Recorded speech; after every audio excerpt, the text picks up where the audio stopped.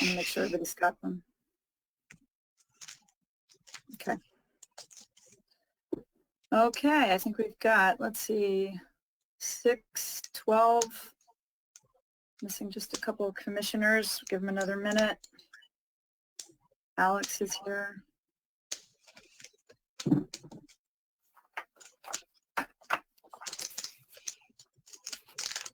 Okay.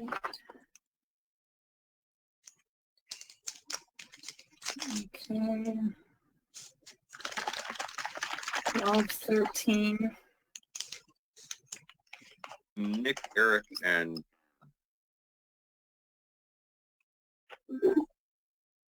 Missing Nick. Can somebody text Nick? No, I'm on. I'm on.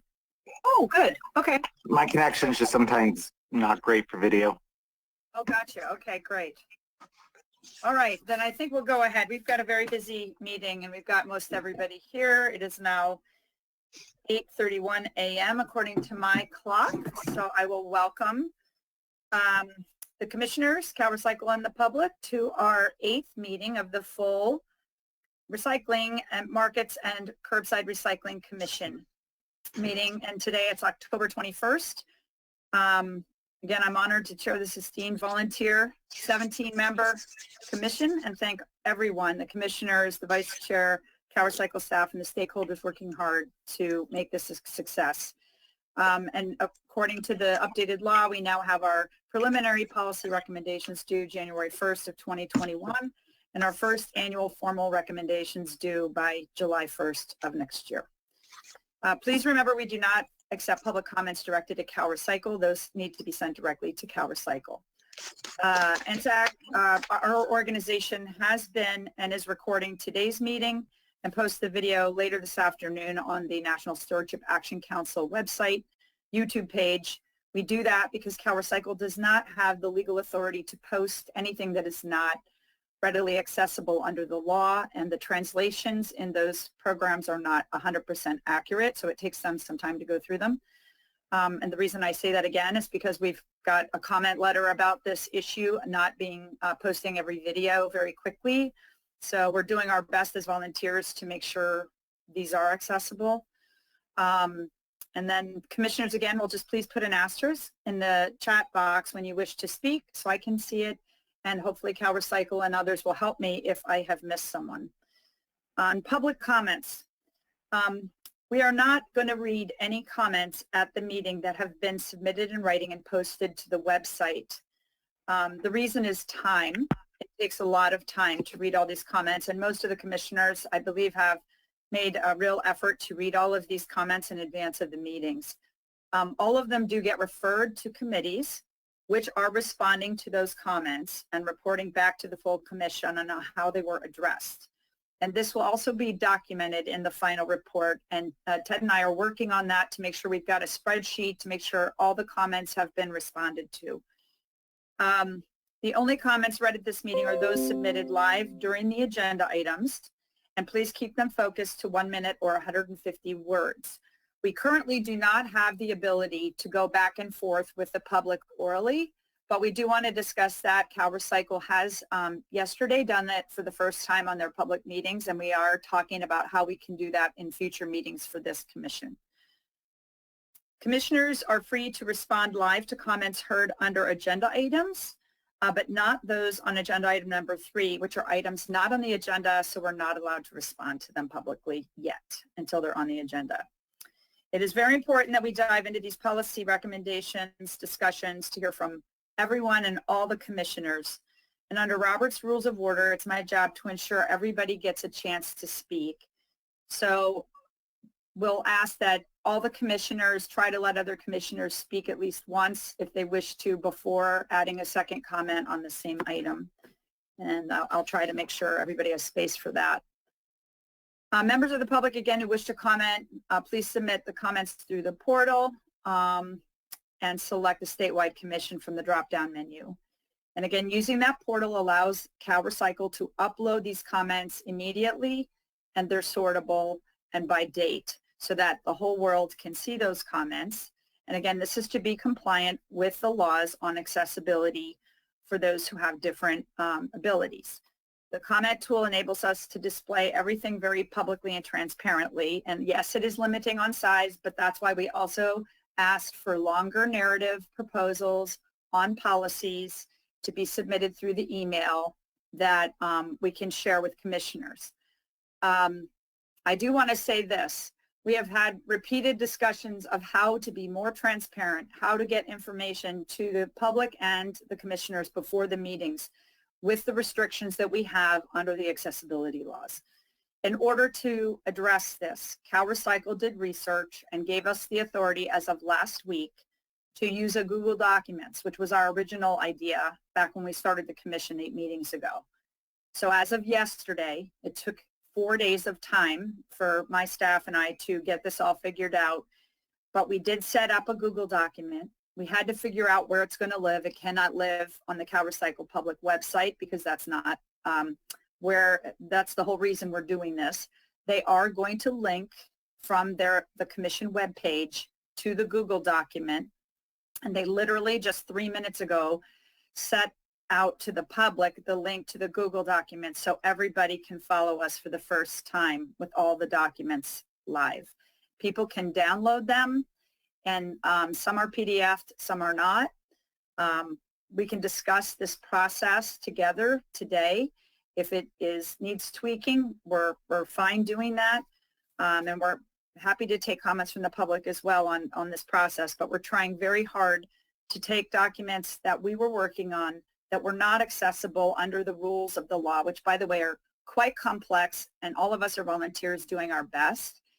So there were some comments submitted that we should all be following the accessibility rules and not doing anything that isn't accessible in general, but we don't have the staff, many of us, to do this all with these kinds of parameters. So as a commission, the committees are moving quickly, they're doing documents, and they're not all accessible, and even when they are accessible, when you PDF them, they become inaccessible again, and then you have to refigure out the entire accessibility standard a second time. It's extremely onerous, hugely time-consuming. CalRecycle's frustrated as well, the time it takes to do all this. So that's why we set up this Google document. And everything for today's meeting is posted on that Google document. If there's anybody who hasn't received it or that link, it did go out through the email for the commission just a few minutes ago, so check your email. And again, you can follow our work by subscribing to the listserv, which is on the CalRecycle website under Markets and Commission. Just look above the blue bar with the words Commission Meetings. So with the housekeeping, I'll go ahead and start with agenda item number 1, which is our call to order and roll call. And I'll go ahead and call off everybody's names and make sure we've got everyone here. John Bouchard? Here. Great. Deborah Cadena? I'm here. John Davis? Yes, I'm here. Mandel? Present. Great. Jeff Donlevy? Here. And Laura Ferrante? Here. Joseph Kalpikoff? Here. Are you great? And Nick Lapis, I can hear you, right? Yep, here. Nick? Great, thank you. And Manuel Medrano, I see you. I'm here. Alex Osagura? Good morning. Good morning. Eric Patashner? Here. There he is, great. And I think, Eric, you're going to have to drop off, or are you going to be okay for the meeting? I'm good now. I took care of it. Okay, great, thank you. Myself, I'm here. Ann Schneider, I think I saw you. Here. Great, and Kobe Sky? Here. Okay, and we'll lose you at 10 a.m., but hopefully you can make it back for your fire meeting. And then Sarah Toyota? See you? Here. Thank you. And Vice Chair Valle? I think he's on. Here. There he is. And Ted Ward. Thank you all for being here and being on time. Really appreciate it. Great commission. We'll move on to agenda item number 2. This is review and potential approval of the meeting notes from our October 7th meeting. Does anybody have any amendments or edits to the meeting minutes? And if there are I did none, have a question real quick. I don't know if we captured it, but did we mention the CSAC and also the League of California Cities, I'm sorry I didn't get to review that, but we're going to follow up on those. The CSAC and the League of Cities, are we going to follow up on those? Yeah, we talked about making sure that when we move forward with policy recommendations, we have linkages at both CSAC and League of California Cities. I think it would be important to get the jurisdictions on board with our recommendations. So I'm willing to follow up on that, but I don't know if that was captured in the minutes. So do you want to propose, that's a good catch. Do you want to propose adding some language to one section of the minutes? Yeah, in essence, that we did briefly discuss the California State Association of Counties, also known as CSAC, and the League of California Cities, bringing them in as partners on policy initiatives and asking for their support on recommendations going forward. Which agenda item would that have gone under for the notes? I'm sorry, I can't remember. Remember? I think it was I can just go a back general- and look at the video. You can put it anywhere, but I know it was a general discussion, and I agreed. I know a lot of people at both entities, and they do have environmental committees, subcommittees that we could present, and I'm willing to pursue that.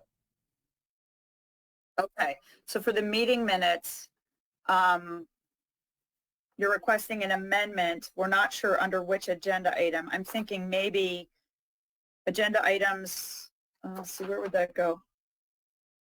Were there any comments by commissioners? Do we have a placeholder for that in general? We have at the end the agenda items for future meetings and the meeting summary. We could put it under the meeting summary. I just Fine. can't remember if I did it under the meeting summary. I'd have to go back and rewatch so if you're okay with it, I see a thumbs up from Ted Ward, that maybe we go ahead and just add a sentence under the meeting summary and closing that I propose in the closing remarks that there was an agreement that we reach out to our friends in local government, whether it's CSAC, the League, and RCRC, to make sure that we're bringing, does that work for everybody? Is there a thumbs up from everybody that we add that? And then great. Okay, so we'll go ahead. So we'll add a sentence on that at that last item, and then finalize these meeting minutes. If there is a vote to approve, is there a motion to vote without amendment? Kobe Sky, is that you first? I also put in an asterisk. I had a Sorry, go separate comment regarding item 7. My recollection was at the meeting we had a discussion about that particular proposal from the Organic Committee, which was a precautionary principle, would be moved forward through this new website that is now set up. I don't know if it's important to include in the minutes as long as everyone is clear that that was a process we discussed. Yeah, and I'd ask Cal Recycle when we're doing the minutes to please make sure, although we want them brief, any decision of the commission should be documented in the minutes. And it's hard for me to track all of these, I try very hard, but I might miss things. So I'll just ask again if we can document any decisions. That's really the most important thing for the meeting minutes to document. So Kobe, you're asking for this to be under item 7, that we document the precautionary principle process. Is there a sentence you want to say so Cal Recycle can capture it for the notes? Yeah, essentially that the precautionary principle proposal was described and shared, and the commission decided to place it on the new website to provide both commissioners and the public an opportunity to review and comment before it was brought back for a vote. Okay, great. So that's a second amendment to the meeting minutes. I think they're both excellent, and we do want to make sure we are capturing the decisions of this commission in the notes. So there's 2 amendments. Is there a motion to approve the meeting minutes with those 2 amendments? With those 2 amendments, I move to approve. I'll Okay. second. And second, is everybody okay? Thumbs up with that? John Davis, good. Jan Dell's good. Everybody's good. Okay, great. Is there anybody opposing that? All right, with those two amendments, we approve the meeting minutes. We'll go ahead and finalize those with CalRecycle immediately following the meeting. And the commission Google Doc does have the precautionary principle already posted as an outline on the Google Doc for today's commission meeting. Great. Okay, so now we will move on to agenda item number 3, and that is the public comment review for items not on the agenda. CalRecycle, do we happen to have any comments from the public for anything that's not on the agenda? Hi, good morning. This is Kaoru Cruz from CalRecycle. I just want to confirm that we are going to read only the comments coming in during the meeting. Correct, because I think there's one that I would like to discuss that was a formal letter from 10 different groups, I believe, that I did want to discuss. And so that one I did want, and it's very long, so it's not the kind of letter you could read in full and really get through, but there are a few things I did want to respond to. So are there any comments that have been submitted, let's say in the last few hours, that maybe commissioners from this morning have not had a chance to read? No, well, there was one comment submitted through the portal, but it's been published, and it's very long. It's from Global Alliance for Incinerator Alternatives. Okay. Do you want to give us the gist of it, just so everybody knows that it's there and they can look at it? Yes, so it was submitted yesterday morning, this morning, and so it's from Monica Wilson from Global Alliance for Incinerator Alternative, Gaia. Yep. And it's more, California must not count transformation, incineration, waste to energy, plastic to fuel, or chemical recycling towards a state waste diversion goal due to the following program: pollution on an impact on EJ communities, climate polluter, expensive source. Yeah, it's really long, but there is on the public portal, and it's being published. Okay, so we'll just ask the commissioners again to check that public portal. We've got comments from Gaia and probably many others, and so it's important we read them all and then refer them all to committees. I think that one directly reflects on what we've previously discussed. We've had many commenters request presentations and information, basically mostly presentations on chemical recycling. I have mentioned this before. We have asked CalRecycle to give this commission a full download at, let's see, I think we had it for which meeting? I think I had it scheduled for the meeting, the next meeting, November 4th, to give us, and it'll be on the agenda for November 4th, the legal, what is or is not in law now, because my understanding is that chemical recycling has not been defined in California law.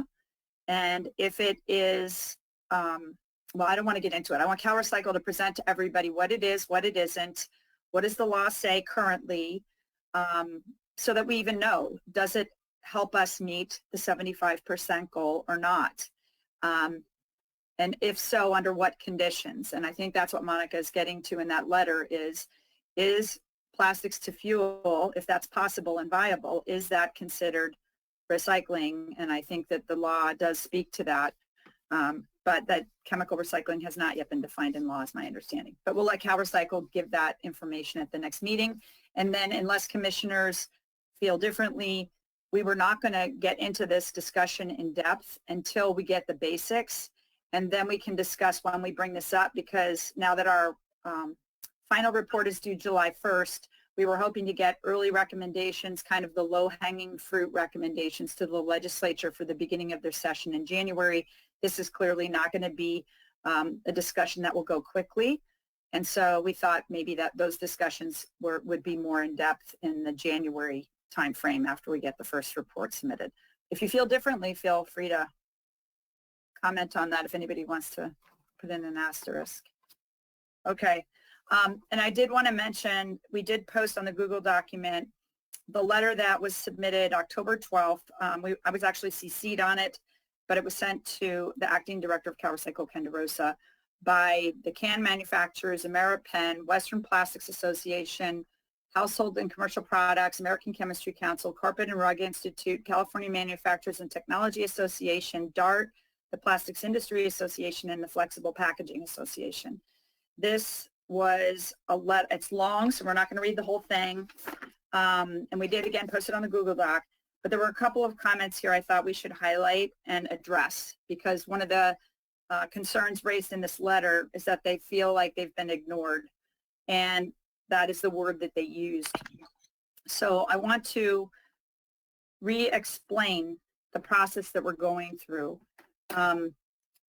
We have not been responding publicly exactly at the moment. Public comments have come in every time. We have 17 commissioners, and sometimes many of us have been in this industry for decades, and we understand what's being said.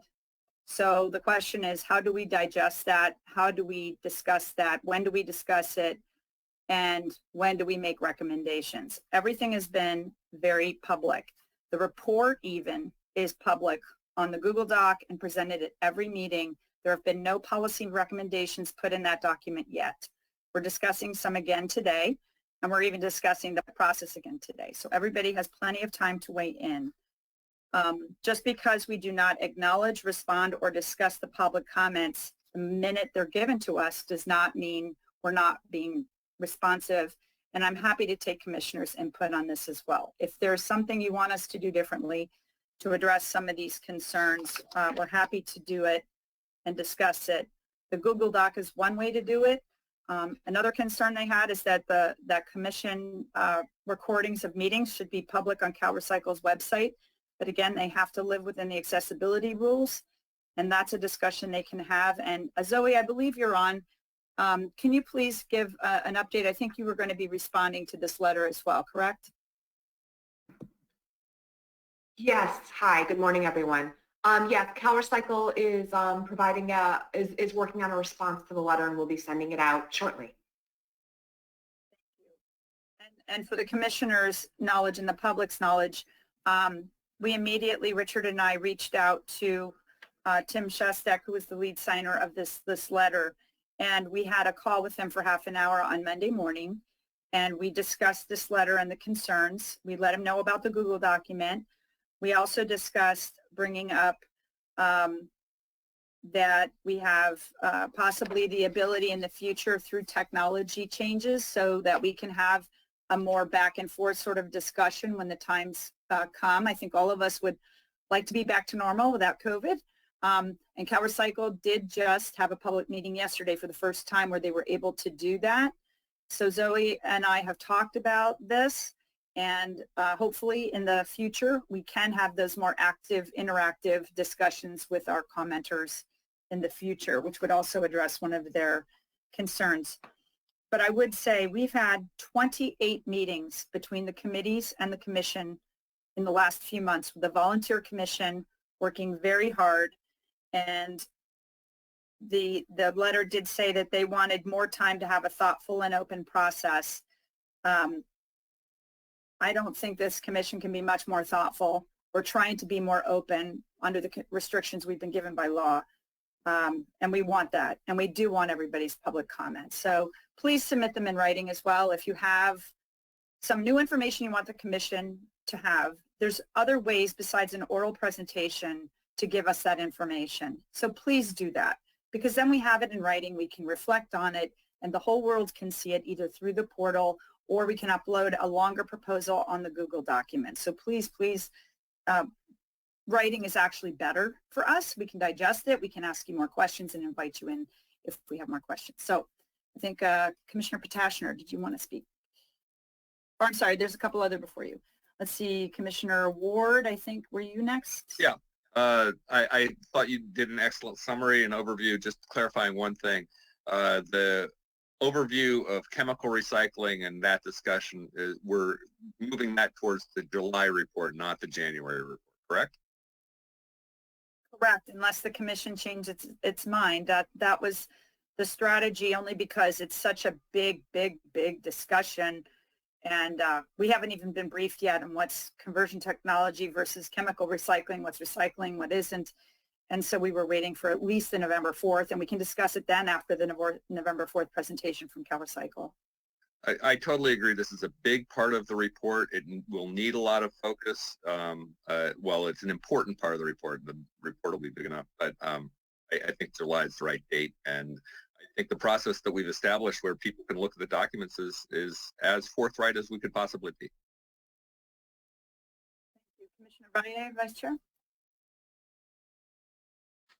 I just wanted to add, Heidi, that as we proceed and start wrapping up our policy recommendations, that we have information in the preamble that clearly states that we have worked within the constraints of COVID, and that and Bagley-Keene, in addition, is very restrictive, so that people understand that we were working the best we could within the parameters and limitations by state law, and that in no way it reflects that we didn't want to move things quickly, that we did not want to be transparent, and we hope that people's misperception that we are in any way inhibiting the process is understood, that working within those barriers, it's very difficult for us, and I'm sure that we're one of the few commissions that's newly seated that faces those restrictions. The other thing I would add to my fellow commissioners is that the chair and I would like to continue a conversation with Secretary Blumenfeld about how we can improve the communication between the commission and CalRecycle and his office, so that when we do get down to policy recommendations, we have his full support. Thank you. Thank you. Did anybody want to follow up on Commissioner Valle's thought on the reaching out to Secretary Blumenfeld? And I don't see any hands. I see a asterisk by Commissioner Potashner. Did you want to speak? Yeah. So one thing we did in the organics committee when it came to compostable packaging is we did invite one of the larger producers to come and present on sort of their perspective. The signers of that letter, I think, do represent a majority of the value chain of packaging. Just so the process, I think, is transparent. I do think if there is, I don't know if it's the recycling committee or the labeling committee, if there's an opportunity to actually invite them in sooner than later, so that the producers, that perspective gets, you know, an opportunity to really present what they want to present before we put out the preliminary recommendations, I think we'll be better off for it. So I don't think the organics committee is the appropriate committee for that, but if one of the other chairs can pick it up, I think it's worth doing. Commissioner Dunleavy, is that something you would be comfortable with in the recycling committee, or would you prefer it be at the commission level? It sounded like a proposal to either your committee or the commission.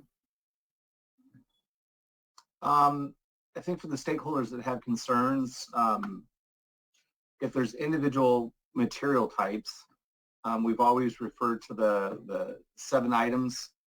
Let me get the notes here. The criteria that's under PRC 42370.2, how specific items meet those criteria. And I've been in contact with a few people asking them to identify the material type that they have concerns with, and identify the material recovery facilities where the material is separated, what the historical market value for the material has been, where the material is being shipped to, and what it's being turned into. So it's not ending up as a allowable contaminant in another bale of material and then just ending up in a landfill someplace. So I don't know if having a Okay. group of people attend at the recycling committee is going to be helpful at this point. I think responding in writing so everybody at the commission level could see it. And then I think we just address it at the commission level. Okay, so I guess we'll take other commissioners' thoughts, and then I've got some thoughts on how we can proceed. Commissioner Schneider? Oh, I'm sorry, Commissioner Lapis. I think you were next. A couple quick comments. First, on the process, I just want to thank you and CalRecycle staff, you, Heidi, and CalRecycle staff for really trying to make this work. I mean, I think we've all heard the criticisms and the frustrations we've had ourselves with, you know, this feels like it would have been a lot easier if we were all sitting around a table working on paper, but we obviously can't do that. And I know you guys have tried between every meeting to get closer to that and more transparent. So just wanted to appreciate your effort on that. I think it's more than most public bodies are doing right now, even though we are a volunteer organization. The other comment, I wanted to talk about the scheduling of the recycling, I'm sorry, the chemical recycling CT conversation. I think your comment about the presentation in November will decide whether it needs to have a big section in July is accurate. And the reason I say that is chemical recycling is a bit of a misnomer in my opinion, because it's not a single thing.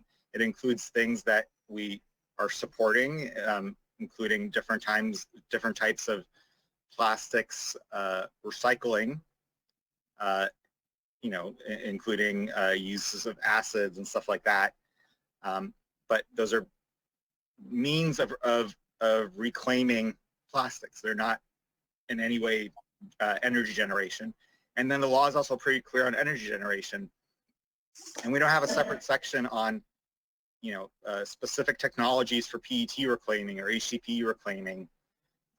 You know, John's committee is working on recommendations for market development for markets across material types and across recycling technologies. Some of those are included under chemical recycling, some aren't, and the ones that aren't are not part of the goals that this bill was designed to address.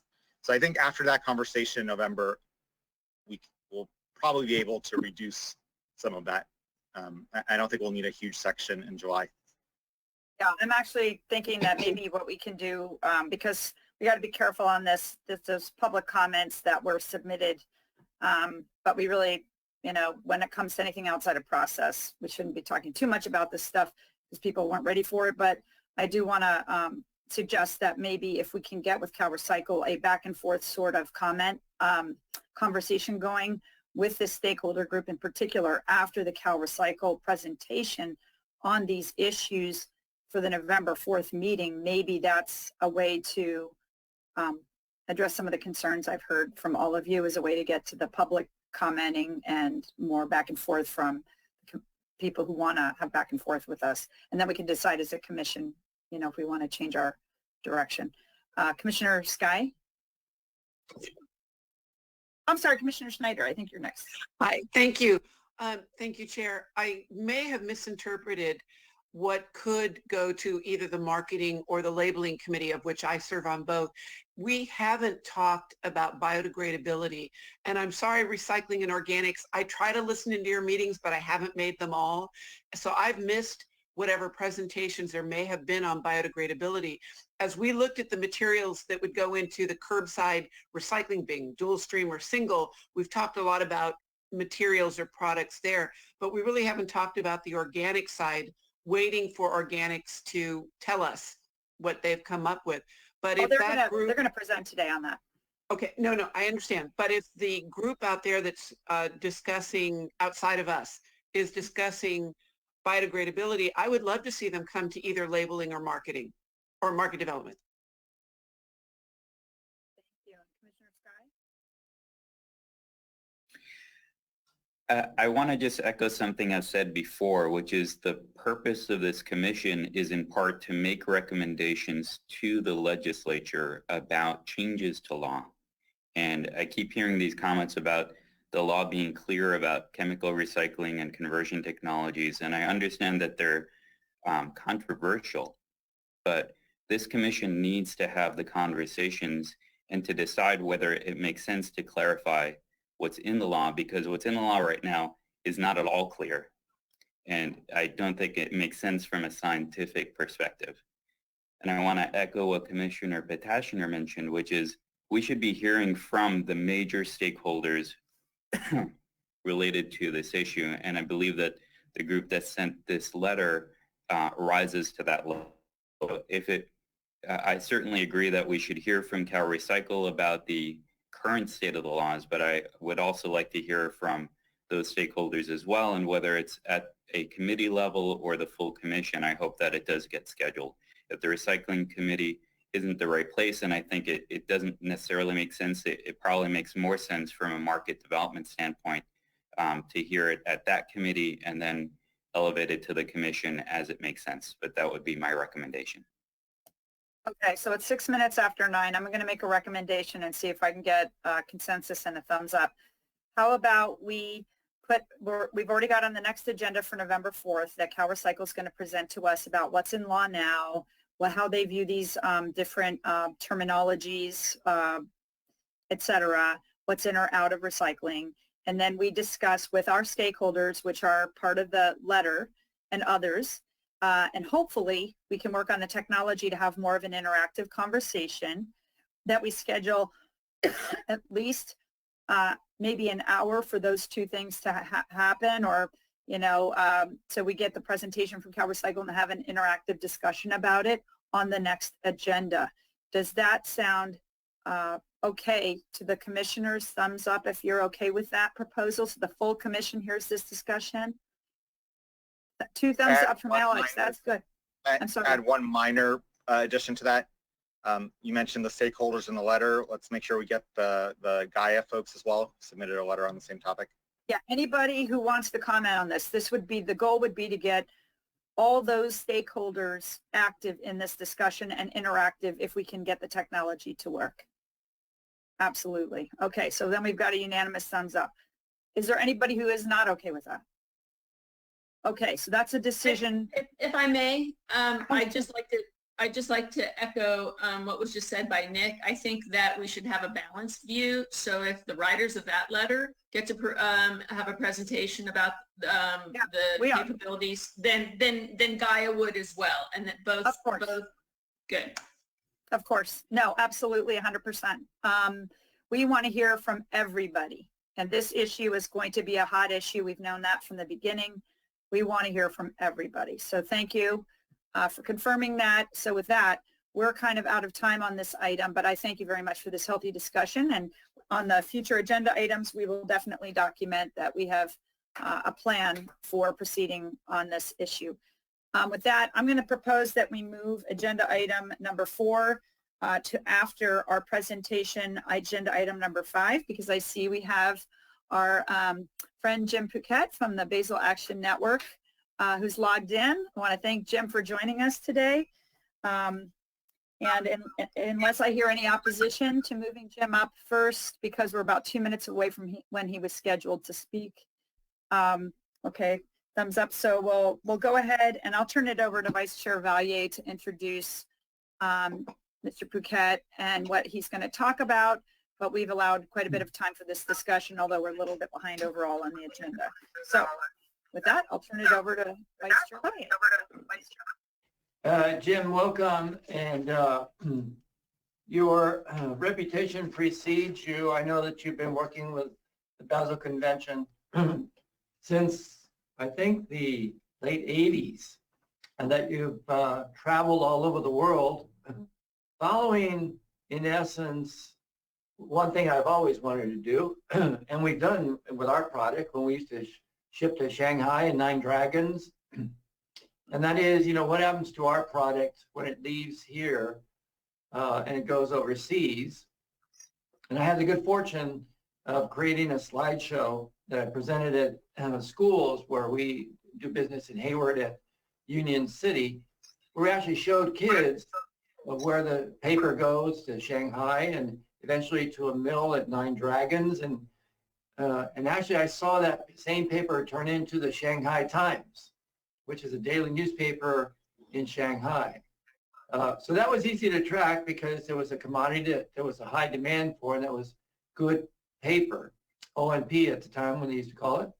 And then cardboard, I did the same thing. So I made at least 2 trips to China during those times. Things have changed since then. And I know that you've been following the chain of custody for other materials. And that's what we want to hear about, because I think the American people and Californians in particular, they want to know when they drop material off at a recycling center or it's picked up at a curb, that eventually it winds up back in the recycling stream and not in a stream in Indonesia. So I hope that you can shed some light on those issues, and welcome. The floor is yours. Thank you. Appreciate it very much, Richard. If you guys could pass me the presenter mode, I'll queue up my presentation here. Thank you also, Heidi, and all of you for this invitation.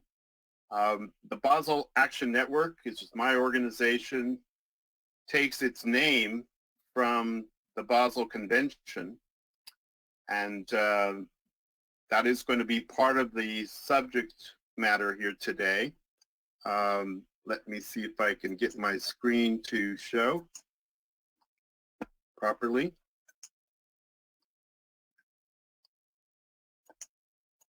PowerPoint for the public has been posted on the Google document so everybody can see it. Let me just see what the problem is here while it's sharing my screen. Let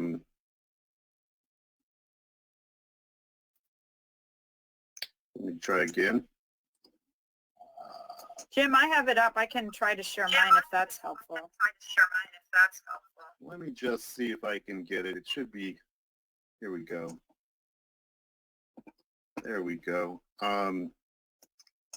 Sorry about that. Usually works so smooth.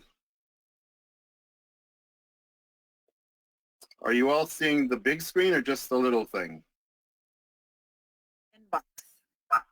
There we go. Is it good? Seeing your inbox. You're not seeing my screen. We're looking at your email.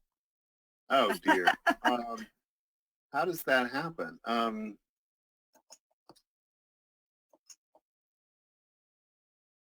thought my email was bad, but now I feel better. Heidi. Yeah, I think I'd faint if I had 77,000. Well, maybe we better run it from your side. I don't know what's going on here. It worked fine just yesterday on a presentation, the platform. Okay. Screen sharing. Go ahead. Yeah, so sharing the screen and then select the one you want. Yeah, I'm selecting PowerPoint. And oh, it's probably underneath. You got to close those. It's underneath. You got to close your inbox. Okay, let me see here.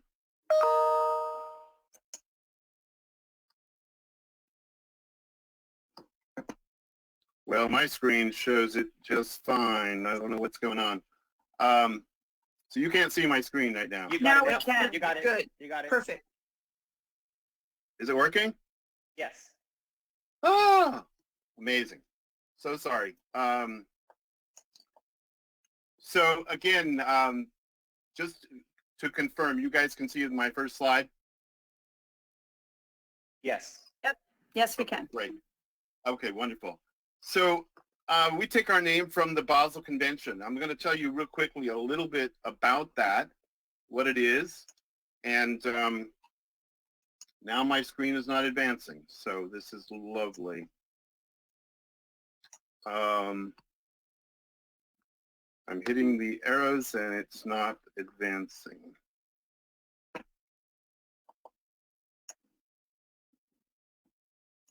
and I'm not sure why. So we better run it from your side if this is going to be giving me headaches all day. Okay, Power Cycle, do you want to make me the presenter and then he can just say next? So I've got the PowerPoint up on my screen. I review, start of show. Start design or Would you slideshow. give me the keyboard and the mouse? That might be the problem. Slideshow. And view. Where's the, can you see it yet? Slideshow from the beginning. Okay. Now I have to exit out of here so I can see what, can you guys see my screen?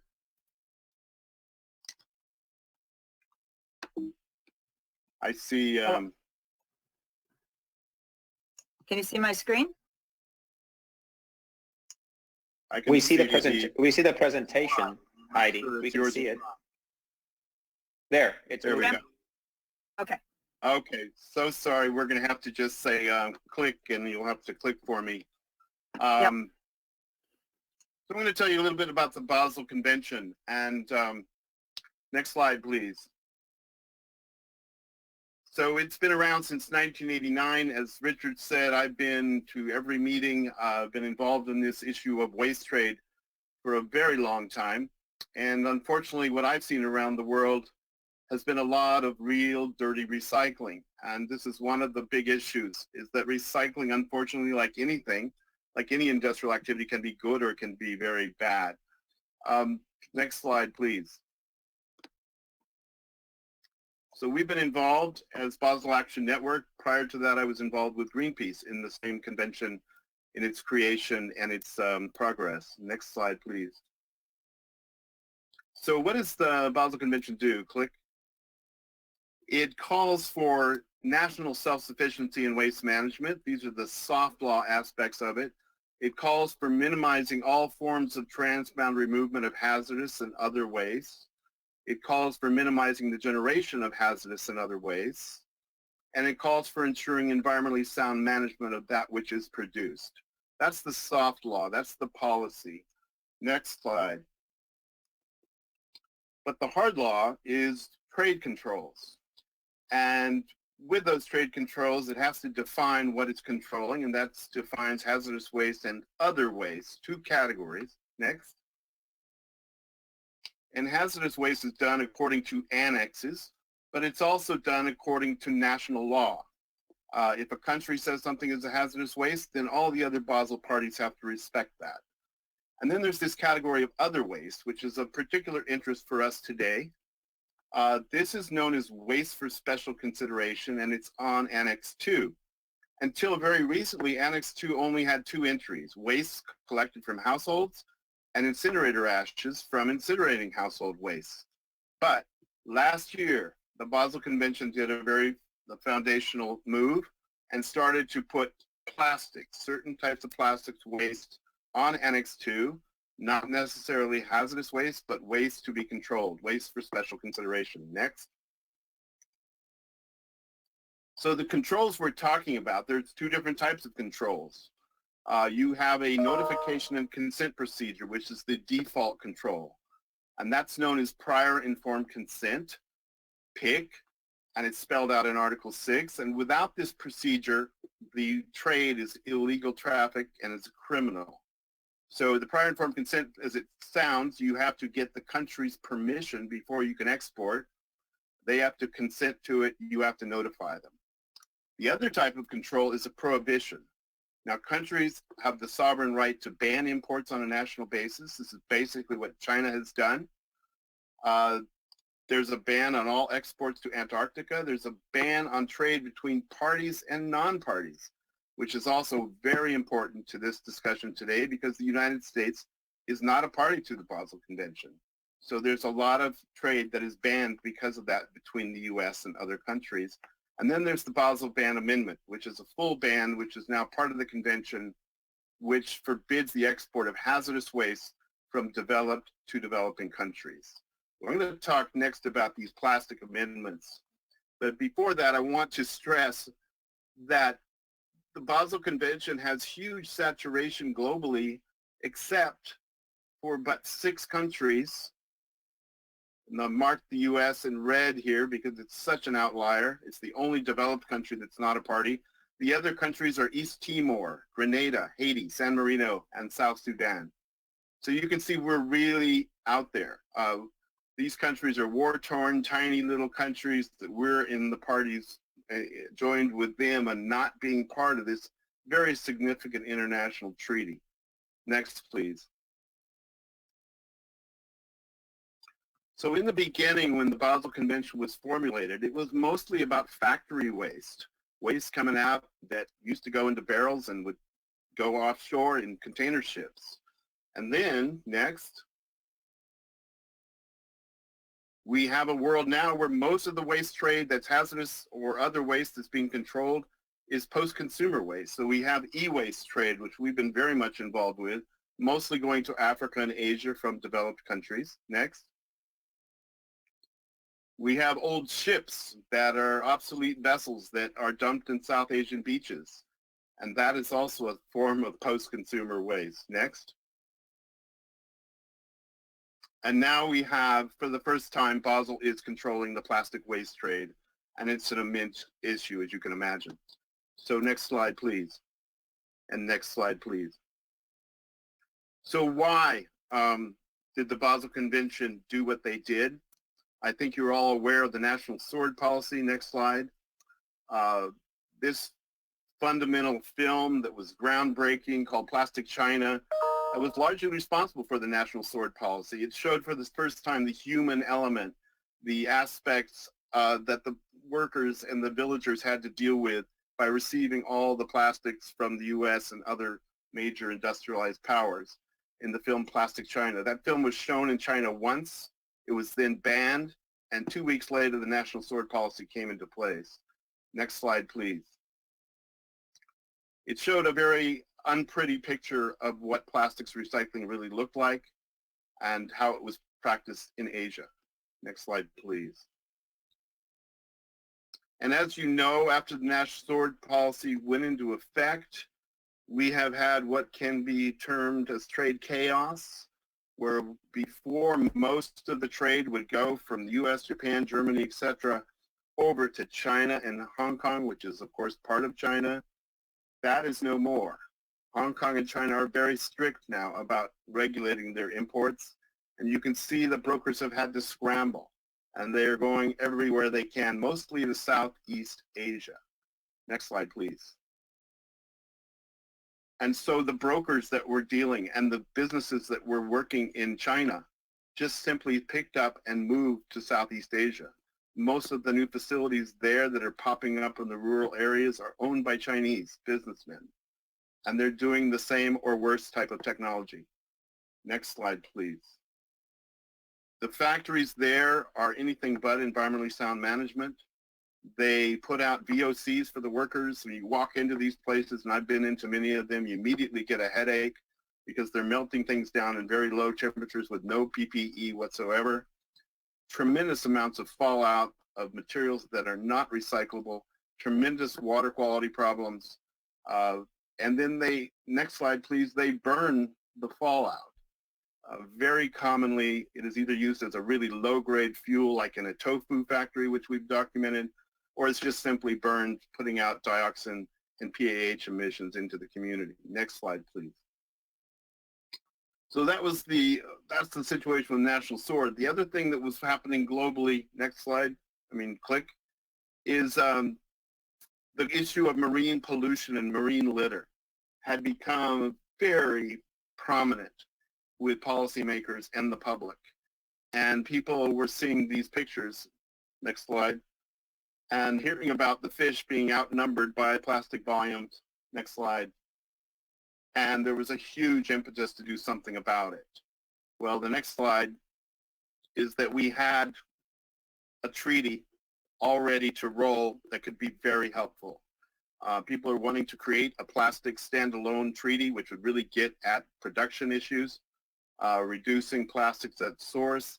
But we had something very valuable in that we have the Basel Convention, which could lend transparency and some controls to these really problematic trade issues. Next slide, please. So the Basel Convention took it up at the last meeting, their Conference of Parties number 14. Next slide. And it was overwhelming. I've never seen an issue move so quickly. It took 8 months from conception when Norway first proposed it to being adopted. And the reason it was so readily adopted is major blocs that had usually have supported these things, like the EU, Africa, Asia Pacific, Latin America, came together to support it. Next slide.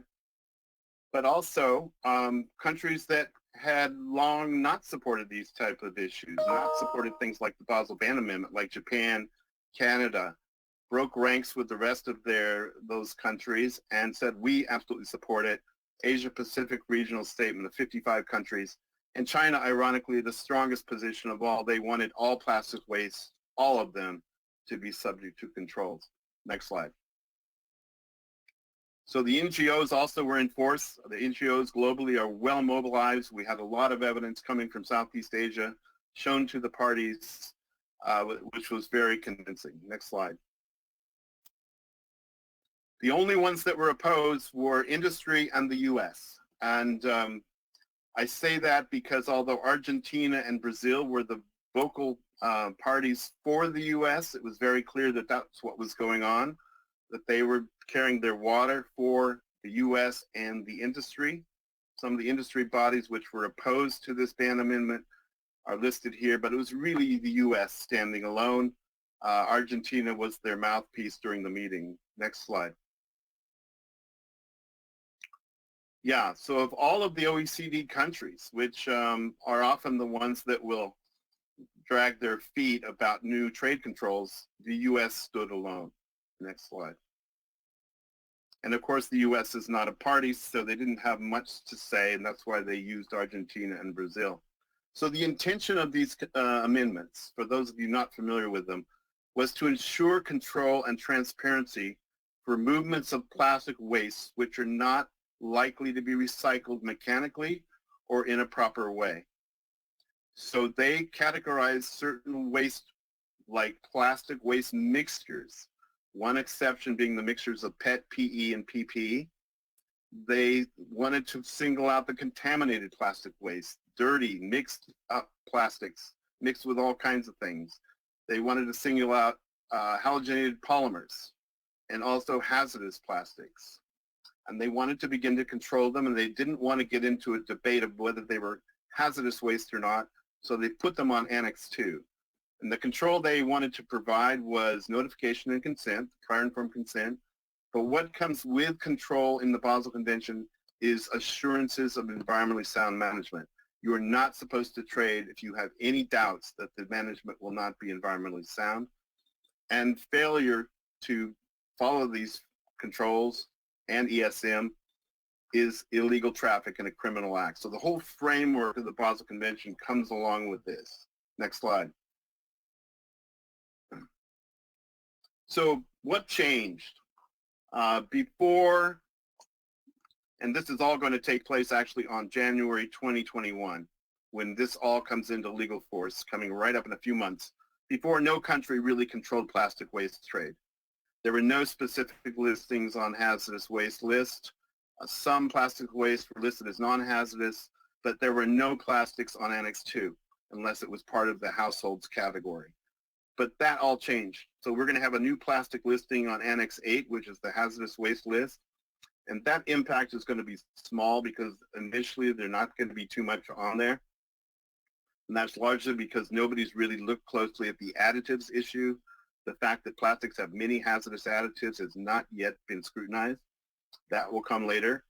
But Annex 9 listings were strengthened. That will have a medium impact. And the big, big impact is the new listing on Annex 2, which is going to require that a lot of wastes are controlled. Next. So basically, all plastics are going to fall on Annex 2, by default and be controlled if they don't fit one of these 4 categories. And these 4 categories are, these are the exemptions. Plastic waste almost exclusively consisting of one non-halogenated polymer, but not PVC, not halogenated. The second category is plastic waste almost exclusively consisting of one cured resin or condensation product. And that's an open-ended list. It includes urea, formaldehyde, epoxy resins. But again, they have to be sorted and not mixed. Next. And plastic waste almost exclusively consisting of one of a short list of fluorinated polymers. So this is an exception to the no halogen rule. These are going to be accepted as long as they are not mixed. And finally, the mixture of PE, PP, and PET, provided they are destined for separate recycling and are free from contamination and other types of waste. Next, please. Anything other than those 4 uncontrolled categories going for mechanical recycling must either be controlled as hazardous plastic waste, and there you would look at the annexes. Is it got a hazardous characteristic and a hazardous constituent, for example, cadmium in it? And then there's waste for special consideration. And most mixed and contaminated plastic waste that are not hazardous and are not non-hazardous will be here. So it's the default category. Next slide, please. So what is meant by contaminated? This is a big question that everybody's probably asking themselves. The amendments use language that's just pretty strong. For legal text, it says almost free from contamination and other types of waste. They could have used a lot of language, but almost free, most people are realizing is very strong language. It's signifying a de minimis. De minimis usually means non-significant. So significant in this case would mean, is it going to cause harm? Is it going to affect the recycling process? That sort of thing. So it's strong language, but it's not defined. They do cite a footnote. In this respect, international and national specifications may offer a point of reference. ISRI specs, which are the only specs that anybody's ever brought up in this regard, are not created for environmental reasons. They're extremely loose. They have levels like 10% is what I think ISRI is arguing for. But that is clearly not almost free from contamination. It's not designed to protect the environment, which is the whole point of the Basel Convention. So I think this footnote is kind of a throwaway. There are no proper international specifications for this point of reference. Already, so countries are scrambling to figure this out on their own, but also to bring it at the national and, the international level. But already Hong Kong has set 0.5% as the level of extraneous material allowable. Indonesia has said 0 contamination, which is pretty hard to achieve, I would say, but that's what they're calling for. And the global NGOs ban is prominent with are saying 0.5% if it's not hazardous. So we agree with Hong Kong, but of course, if it's hazardous, it's that 0.5% is a hazard, then it's a different animal entirely. Likely, this will be decided for all intents and purposes by China and Hong Kong and the EU. They have the most clout with respect to what's really going to be the norm. Next slide, please. So just real quickly, for the rest of the world, before I talk about the U.S., you can trade in these things. It's not a ban, but you have to do it with prior informed consent.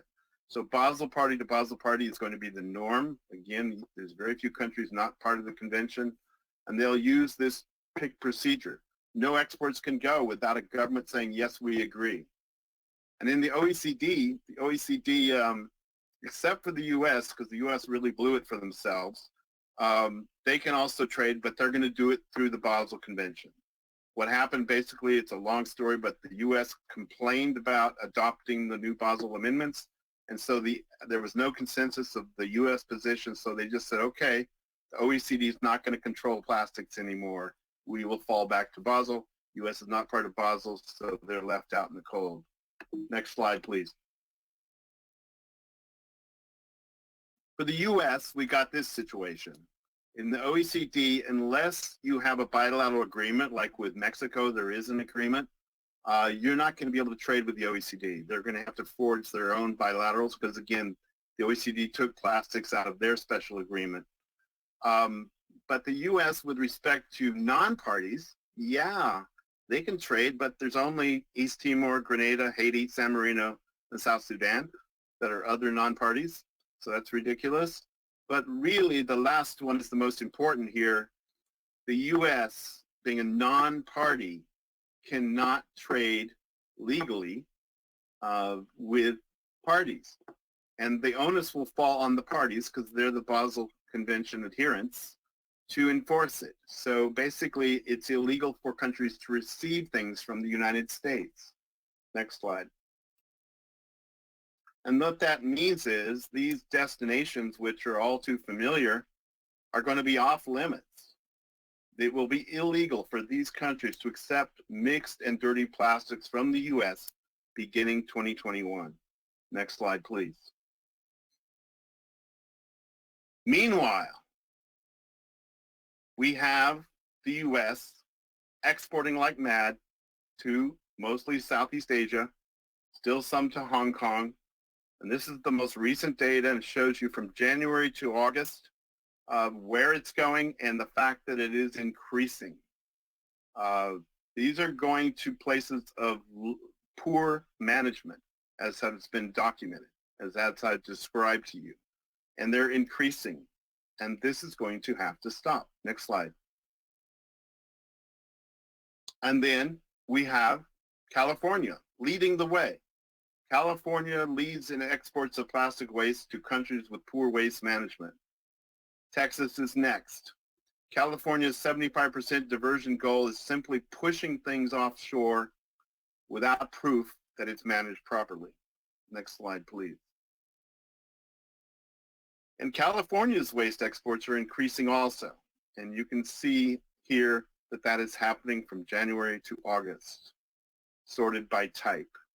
And PVC is in there in the mix. That's not going to be able to happen. Mixed plastics is not going to be able to happen legally. Next slide, please. So the destinations for these from California, Malaysia is known to have 55% of their waste being mismanaged. Mexico, 12% of their waste is mismanaged by estimation. Vietnam, 86%. But this is where this stuff is going from California today. What's going to change on January 1st? Next slide, please. It's coming soon. What are we going to do to avoid California becoming complicit with, and I would say becoming infamous for, illegal trafficking and waste? You can bet the NGOs and the journalists are going to be blowing this thing out of the water after January 1st if that waste trade continues. Next slide, please. So my recommendations for what California can do and what you might be able to recommend to your legislature is first has to take into account, we can't just ban things from a state level. The Commerce Clause of the U.S. Constitution gives no authority to states to control trade. It all rests with the federal government. But what can we do other than a ban? What we can do is adopt a policy of not allowing exports that will violate the laws of importing countries. And that's the Basel parties, basically, the importing countries. So the laws that would apply would be the Basel Convention. We can also set the non-hazardous contamination level at 0.5%, a proper level for extraneous material. Next slide, please. We can demand transparency. The public has the right to know where their waste goes. No more can we have waste haulers saying, well, we don't really know where we sent it. This is what's the norm at the moment. We need to pass legislation requiring that all municipalities and haulers report on export volumes, report on their destinations down to the facility, and demonstrate legality in the country of import, and do that on a regular basis. We can verify that transparency by using GPS tracking and spot audits, which is what BAN has been very active with electronic waste. So we know it works. And we need to have strict penalties for violators. It's that simple. That is the major first step that California can take to avoid horrible situation that I see coming if we don't make a move. Next slide, I'm going to interrupt you for just a moment because Karu Cruz has an asterisk, so I suspect we're getting public comments. Is that accurate, Karu? Yes, that's How true. many do you have? Just one so far. I think I want to hold that, and then Commissioner Potashner, I think, wants to speak as well. I'm going to hold this to the end because I think you're almost at the end, correct? Almost done. Okay. Next slide, please. There you go. There it is. Okay. And I'm so sorry about the technology mix-up, but I hope you got the message. Absolutely. Thank you so much, Jim, for taking the time. We were emailing as late as 10 o'clock last night to get this thing done and ready to go today. So thank you again for your time. So I'll turn it over to Karu to read the public comment, please. Yes. So this comment has been published already, but right now it's from Martin Bouquet. The Ecology Center, as the residential curbside recycling collector in the city of Berkeley, is deeply concerned about the state of recycling in California. The long-term trend towards collecting as many types of packaging as possible and export low-grade mixed material has proven a deeply flawed industry approach, which has not served consumer, ratepayer, municipality, or holder, and has caused great harm to the environment and to the well-being community across the globe. We believe California should be national leader in the furthering true recycling system. Yet, though its legislated focus on diverting waste from landfills, California has become a leader on exporting harm to other countries. This needs to change. We strongly support the following legislative solution. 1. A stringent statewide standard for what can be included in recycling programs based on actual processing and market condition. We support the 15-item list under consideration.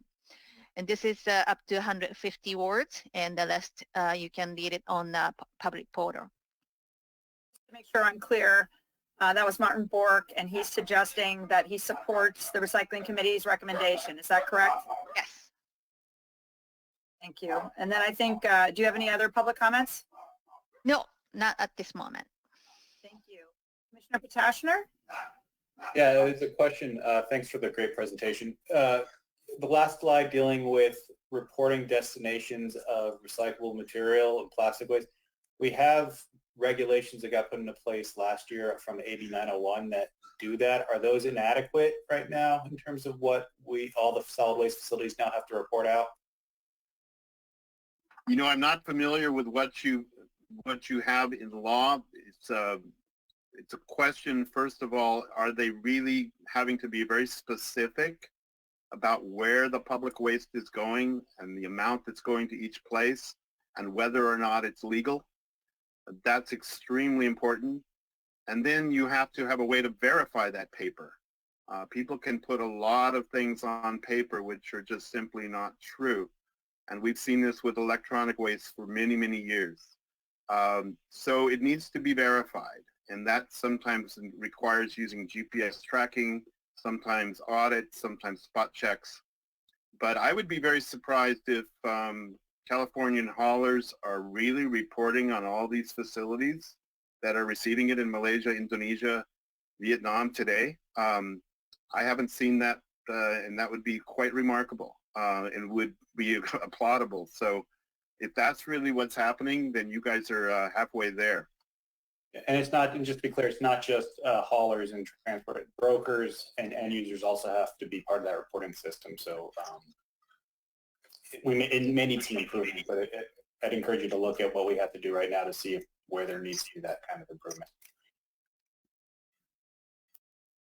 Mark, is there any verification in that law? I'm sorry, I'm not familiar. I Well, don't have to look at it like you verification is that you have multiple parties along the supply chain that all have to independently report. So CalRecycle could then see if there's a gap somewhere between what one transfer station or recycling facility is reporting to who it's going to, and then that next report from who it's going to has a different report. Okay, thank you. And Commissioner Dowell? Yeah, I think I'll follow up. It's my understanding that the law that was referenced by Commissioner Potashner actually is non-transparent. and I think Commissioner Dunleavy has a star. He may address this as well. The data has to be given in by individual MRFs and so on, but then it's amalgamated and the public can't see in of what's going where. So it becomes non-transparent, non-traceable, and one wouldn't know if the MRF in my neighborhood is illegally transporting plastic 3 through 7. So it's actually really lacking in types of the transparency that we need to see where waste is going. My comment is to try to connect the dots with what we've just seen on what will happen on January 1st with what the situation in California is. We've just done a scientific, fact-based review of the acceptance lists at all 76 MRFs and cities around these MRFs. And what we've seen is wide acceptance of plastics 3 through 7 still in California. And the export data shows that. And so we also know that there is no market for plastics 3 through 7 in California, having done an extensive science-based processing assessment. So if a city or a MRF are collecting 3 through 7s, and there's no processing capacity domestically, that leaves the option that it'll either have to go to landfill or be exported. And then on the other end, I'd like to understand if a country opens it and finds it, does that actually make criminal activity for those MRFs who have sent it there? Jim Puckett, can you answer that? Well, the criminality has to take place in a jurisdiction that has the law, unfortunately. And if California doesn't have a law that you have to obey the laws of importing countries, then prosecution will have to only take place in Malaysia or Vietnam. This is the problem we have with electronic waste. We knew full well that countries had banned its import, but we just kept letting it fly off our shores. And massive amounts of electronic waste went through California ports, and it's still going through California ports today to countries that have banned its import. We got to make sure that doesn't happen with plastics, that you respect the laws of the importing countries. So prosecutions may have to rely, if we don't have laws like we're suggesting in California, may have to rely on fraud law. We have caught a lot of people lying about their exports of e-waste, and the prosecutions took place over issues of fraud because these haulers, etc., companies would lie to the government. And so that's another avenue. But it would be so much better if California just said, you have to respect the Basel Convention and follow it and make sure that the country receiving this material agree to it. Right. So MRFs in cities who would still be accepting 3 through 7s after January 1st then are open to public scrutiny, stakeholder pressure, citizen pressure, NGO pressure to say, where is that going? Is it going to a landfill? Or are you not respecting the laws of other countries, poorer countries than ours, that don't have the capability to open and prosecute? That's the situation that we're in. Yeah, and you're going to see a lot of containers turned around. And countries like Indonesia, Malaysia are already turning around containers of plastic waste because of the contamination. Again, Indonesia says they have zero tolerance for contamination or mixtures.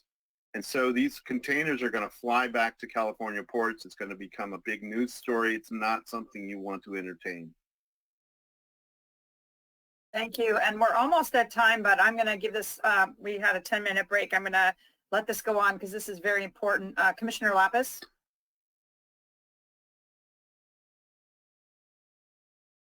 Sorry, it always takes me a minute to unmute. I'm curious on that. I'm still struggling a little bit with how this will be enforced and whether or not you think it'll be enforced if we don't have the kind of changes that you suggested. So it's not, I mean, just in Jan's hypothetical, the MRF in California is not violating any law unless they're making fraudulent statements, right? Informed consent doesn't necessarily apply because that's the government. You report to the government and the government has to report to the other country, but the U.S. isn't a party to that. But the material the shipping company would be violating Malaysia's law in that scenario, or and Malaysia has a penalty structure and enforcement structure to go after that? Is that the gist of it? You've got it pretty well. So we have this bizarre situation where the U.S. is not a party. Of course, if they become a party to Basel, it all changes. Then we have prosecutorial abilities. But right now, as soon as it's on the high seas, it becomes illegal traffic. And Interpol, for example, will be taking note. It'll be seen as criminal trafficking and waste. And when it arrives at the receiving country, they will have to prosecute. And what happened with e-waste is they would just send the containers back to the U.S., notify U.S. EPA that these containers are coming back. And unfortunately, the U.S. EPA did nothing. And so I'm really wondering if that's going to be the scenario that plays out for plastics. It's very unfortunate if that's the case, because we're aiding and abetting criminality. And I don't think California wants any part of it. And the thing that's going to be very different this time is there's NGOs all over the world fired up on plastics. And I can guarantee you this is not going to go quietly away. It's not going to be under the wraps. It's going to be front and center on headlines. So then what's your take on, in terms of, if you had to guess, if we don't change anything in California, is this going to be something we're going to be continue doing at the same volumes but illegally, or are we running into a wall at the end of this year? I think there's going to be, I'm hoping California will do the right thing, of course, and at least require transparency and respect of the importing country's laws. That's a no-brainer kind of policy. We need that very badly. If that's not there, you can bet brokers are going to try to just keep exporting. And the countries are going to be stuck with this stuff coming in. Indonesia, we just had a ban in Thailand for e-waste finally. More and more, as countries look at China and what China has done, they're going to be taking that attitude that we're not going to import any of this material anymore. It's a net negative for us. And this will become the norm, and then the brokers will be scrambling to look elsewhere, perhaps Africa, what have you. So it's an ugly scenario if the exporting countries in the exporting regions, like in California, don't take responsibility. It becomes a big whack-a-mole issue because of this phenomenon of the U.S. not being a party to this international norm. And then one last thing, the things you had on your second slide about reporting are covered in the regulation. I think almost completely covered in the regulation that Eric mentioned. The regulation just went into effect. CalRecycle, I believe, just received their first set of data. That's part of the reason there are no public responses yet. From what I've heard, I think since it's the first time people are reporting, people aren't reporting consistently, and it's hard to, there's just a lot of logistical issues with the first round. But that data is being reported. But to Jan's point, one of the agreements when that legislation was passing was that it would be provided in a manner that wouldn't allow people to see what markets their competitors have. So there's trade data protection. So but CalRecycle has, I believe CalRecycle has all the data, but in terms of what they publish publicly, they're limited by trade data protections. And I know there was a very contentious fight in the legislature over that, but that's the compromise they reached. Mm-hmm. Yeah, it's really unacceptable. Think about it. The public has the waste. It's their waste. The public knows where their sewage goes. They know where their solid waste goes. They know the landfills in their community. But for some reason, they're not allowed to know what other countries their waste goes to. The public has that right. It's not a confidential trade secret. I'm sorry. This is a basic fundamental right. We should know how we impact as consumers the planet and have a right to say in that. So that information has to be made transparent. It's a great step that you've actually required the information, but if it sits in a shelf in Olympia, in Sacramento, that's not going to be helpful. Thank you. Commissioner Valle? Yes, sir. Thank you, Jim. The local governments are pushing us really hard to come up with more and more diversion based on the fact that we have a lot of people in my community in the Bay Area pushing zero waste. What's your opinion of the zero waste movement, and how this revelation that you just shared with us run in parallel, or are they in direct opposite? I think they're in parallel. The issue with plastics is unique. We have in plastics a material which is inherently not circular. And this is why, this is the fundament. It might sound like an earthquake what I've just said, but it's true. It is not really circular in that it cannot really be recycled. It has to be downcycled, mixed with virgin material. It's not circular in that it always has hazardous and problematic additives. It's not circular in that it has very little value, so it has nothing to drive its collection. You look at plastics and it's really different than aluminum, glass, or steel, or paper. It's very different. The ultimate solution, which the zero waste movement is calling for as well, is we have to stop producing so much of it and only use it when we really need to. The plastic waste trade issue and how you guys have to deal with it on the ground, the more strict we get, the more obvious what I'm saying will become, that we have too much of it, that all of these Band-Aid solutions like chemical recycling or incineration are only going to exacerbate climate change, because plastics is fossil fuels. And you take fossil fuels out of the ground, they're eventually going to become part of the atmosphere. For a while they're in plastic, they are sequestered, but very quickly they will be burned in a field in Malaysia. They will be transformed through pyrolysis or incineration. It will eventually get into the atmosphere once you take that material out of the ground. So all of those Band-Aid approaches are not going to serve us well either. So you have to recognize that plastics is a different kind of animal, that really it's inherently not circular.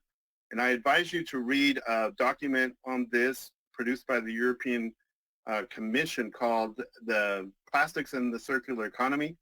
And they tried to paint a nice picture, but when you read every aspect of everything, every type of recycling of plastic, you will be horrified.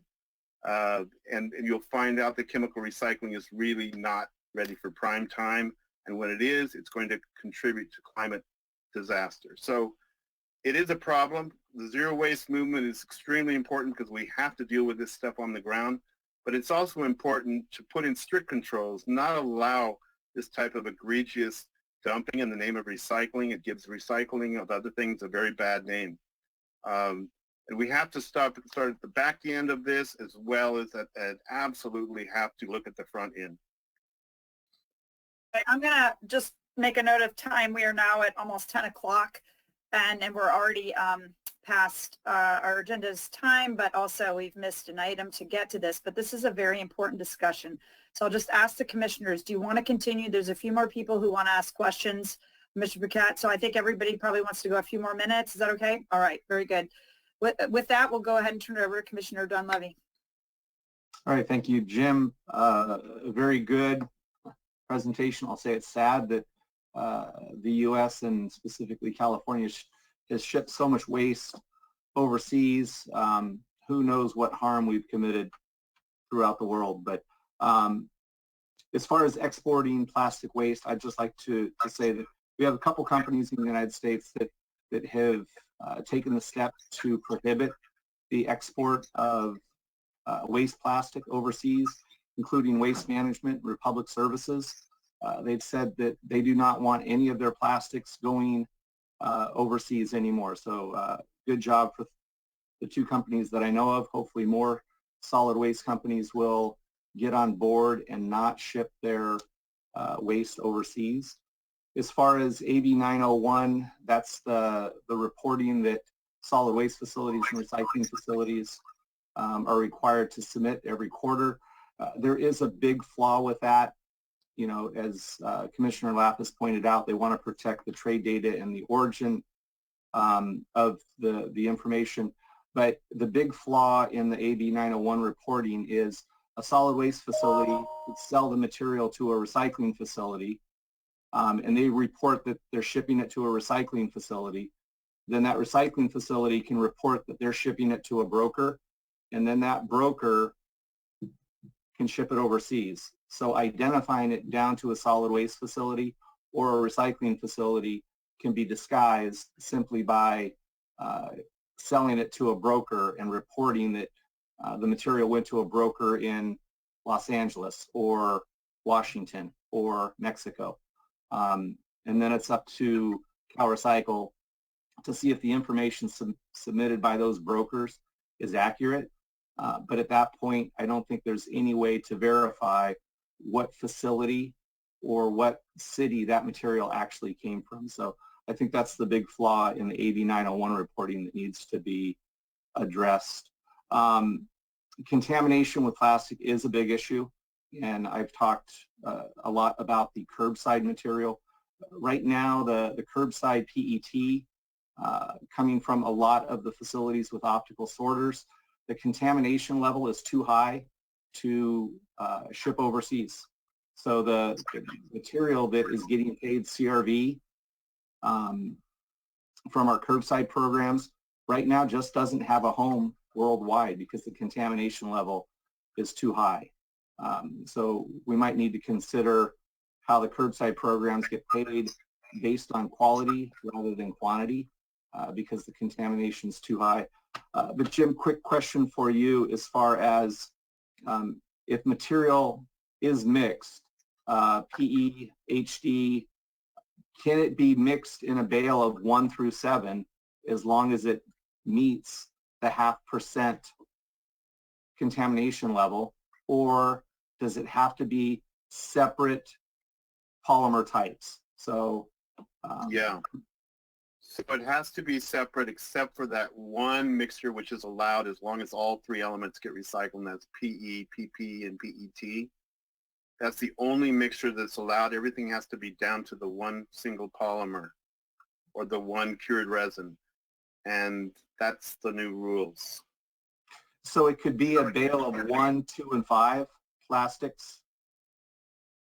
Yes, but then the contamination thing still applies. You can't have so egregious extraneous material, like dirt or other types of waste or what have you. Okay. And that's where CalRecycle, they're going to be doing a bale study again. And in the last bale study, they were finding contamination levels coming from the curbside programs anywhere from 10 to 30%. So hopefully CalRecycle will be able to resume the bale studies as soon as possible and help identify the facilities that are doing a good job and then those that are not, to hopefully improve their processes to generate quality rather than quantity. So thank you. Yeah, and everyone's been living this this egregious situation for a long time because so long China just took whatever, right? And you didn't have to clean it up. You could send things that were mixed, and those days are over. So it's not California's alone. It's just California's at the top of the heap right now in terms of the amount of export. You have the West Coast ports, so a lot of stuff is, you guys have a really good opportunity to make a difference here. Even though the U.S. is not a party, I have to say before I close that there is renewed talk about the U.S. becoming a party now. Even Lindsey Graham at a hearing the other day on plastics said, why aren't we part of this treaty? And a lot of people are starting to ask that on Capitol Hill. So I think after the election, there's going to be renewed interest in the U.S. becoming a party, and that'll make everything a lot better. Jim, couldn't it be a request like this commission could consider requesting that California, like on climate change, I think we've kind of gone it alone sometimes in the U.S. that could be a recommendation of the commission to have California just see if we can be a party almost without, I don't know. It just seems like exactly. That's what I was alluding to, is even though you can't ban the export, according to the Constitution, you can do almost everything and it will have the same effect. So if you respect the laws of other countries, then basically you're respecting the prior informed consent policy. So, and then the transparency is the other aspect that Basel requires. They need to know that it's environmentally sound management, and that's so important.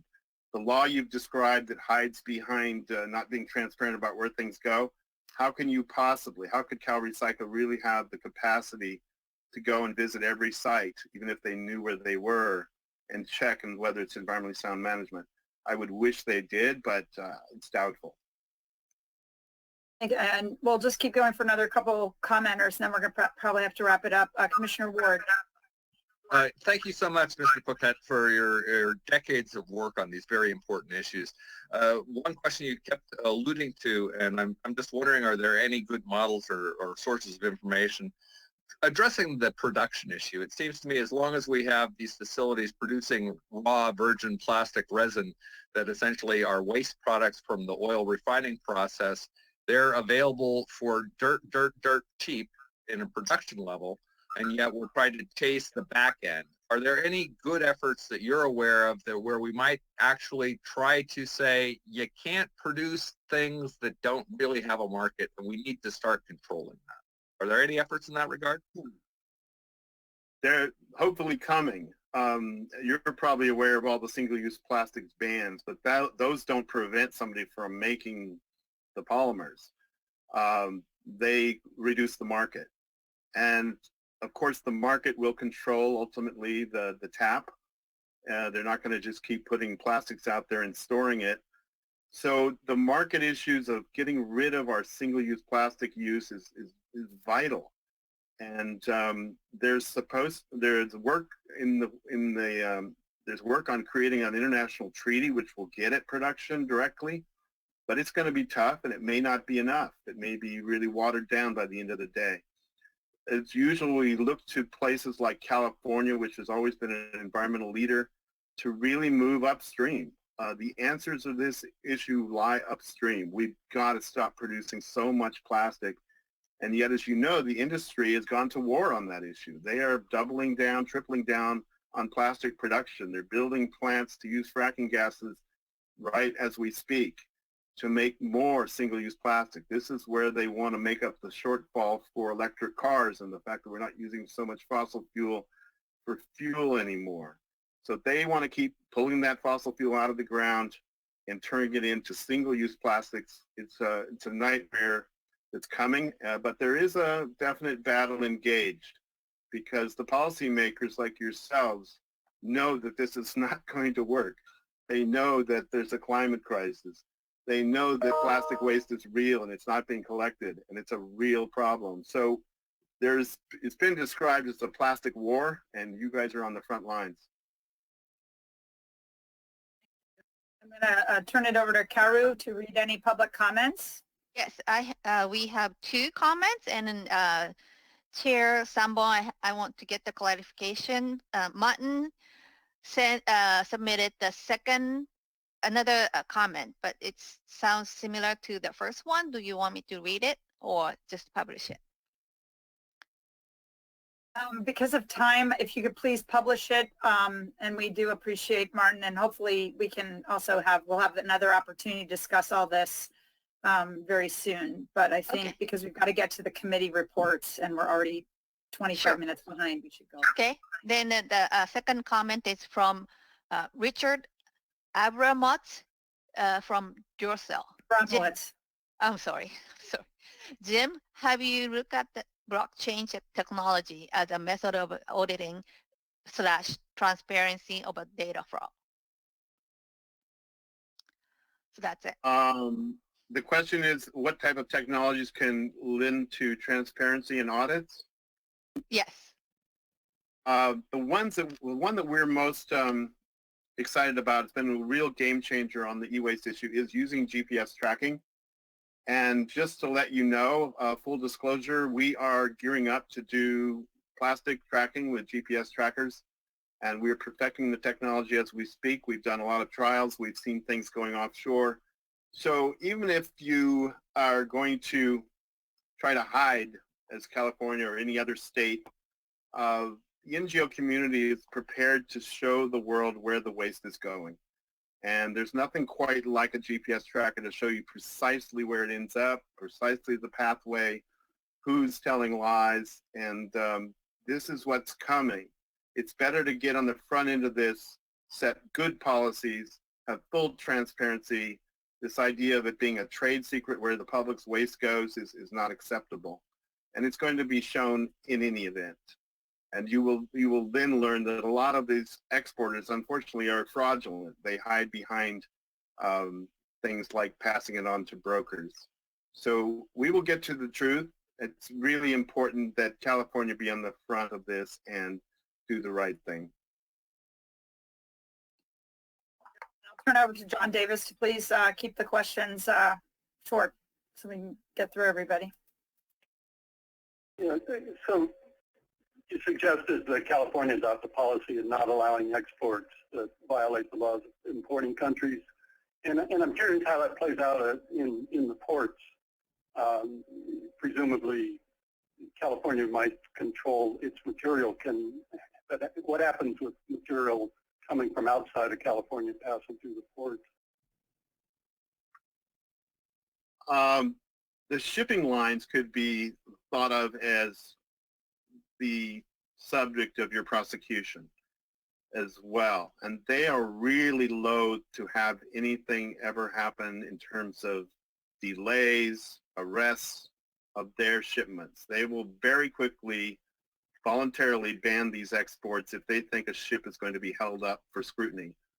We've seen this with electronic waste. We've had whole ships stopped by countries and delayed, and all of the containers delayed, and containers going into demurrage where there's charges mounting. So the shipping lines, when it comes to problems that are going through your state that are not necessarily from your state, are important aspects of any legislation you might want to look at. Okay. And then real quick, second question on the Basel law. The original law, you have a slide that said, I think Article 4.2b calls for national self-sufficiency in waste management. Is that akin to saying that we should be building our own infrastructure and handling materials that are generated here? Absolutely. And it's recognized that the most developed countries are the ones that have the responsibility to do that first. You can't expect South Sudan to have all that capacity, for example, but the United States has no excuse. We should be managing our own waste. Okay, thanks. Okay, so we've got two more commenters left. Eric's already gone, so I'm going to ask that Commissioner Segura go first, and then we'll close out with Commissioner Potashner, and I'll make some suggestions on how we move forward on this.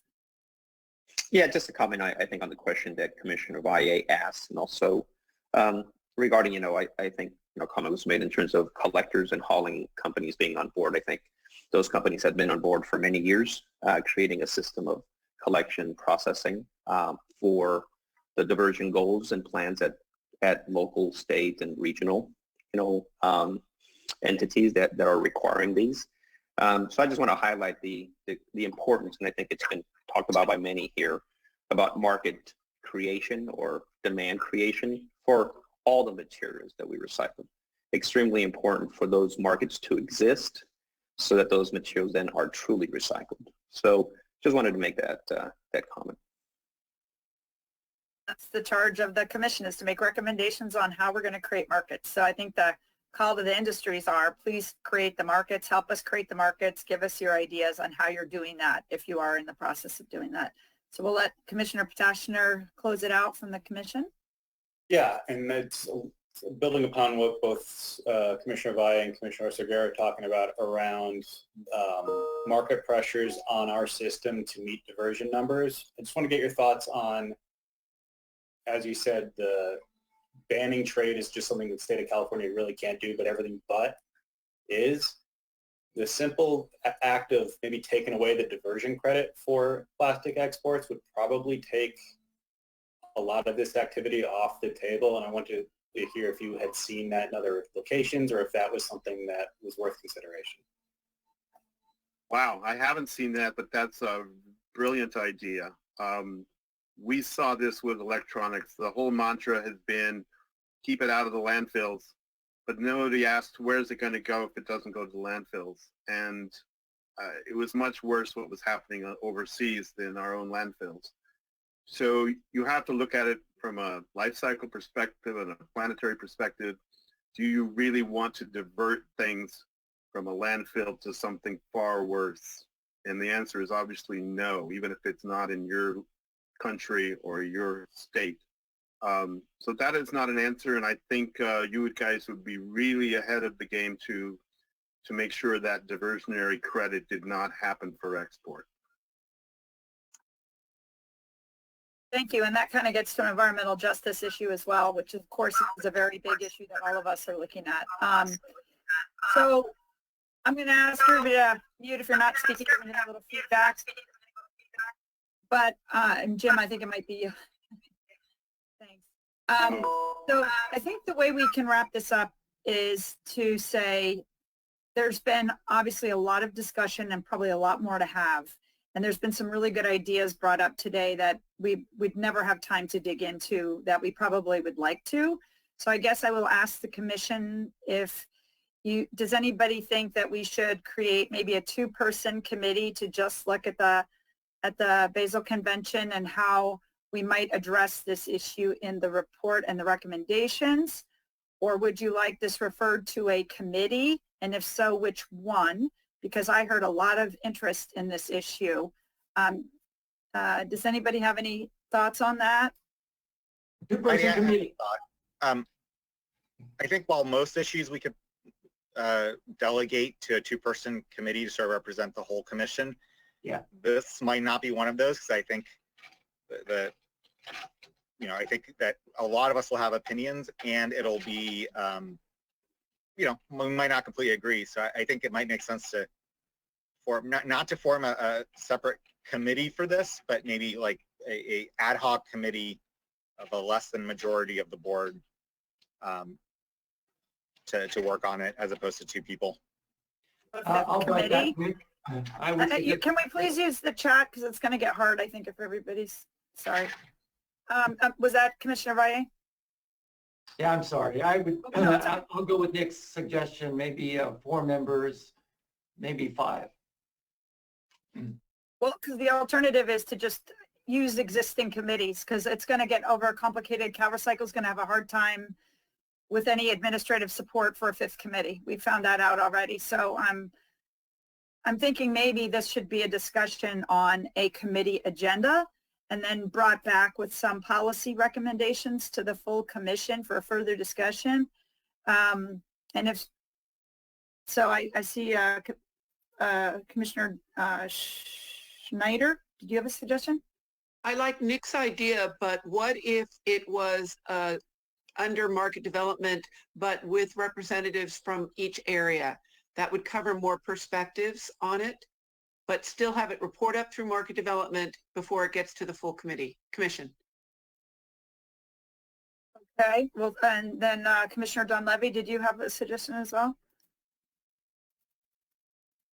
Yes, thank you. I wouldn't be supportive of creating another committee. I think this is big enough that I think we should just address it at the commission level.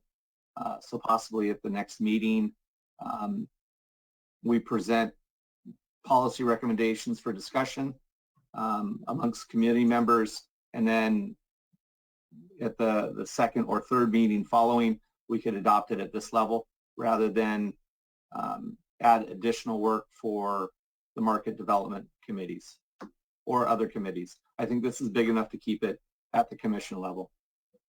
It is a big issue. Commissioner Ward? I think this might be a circumstance where it would be good to start with 1 or 2 commissioners and move it through different committees to bring those different angles forward rather than form a different committee. And there are certainly waste prevention aspects on this, and I want to make sure that those are included in the discussion. So I'm willing to contribute however we care to structure that. Kabelkoff, did you have a suggestion?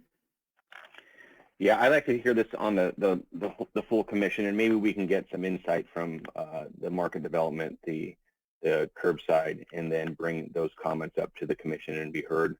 I think this has an opportunity to, maybe change the way diversion's measured in California. If California wants to go down that direction, you've got, the infrastructure is kind of set to reduce landfill, and that's the way our system's built in California.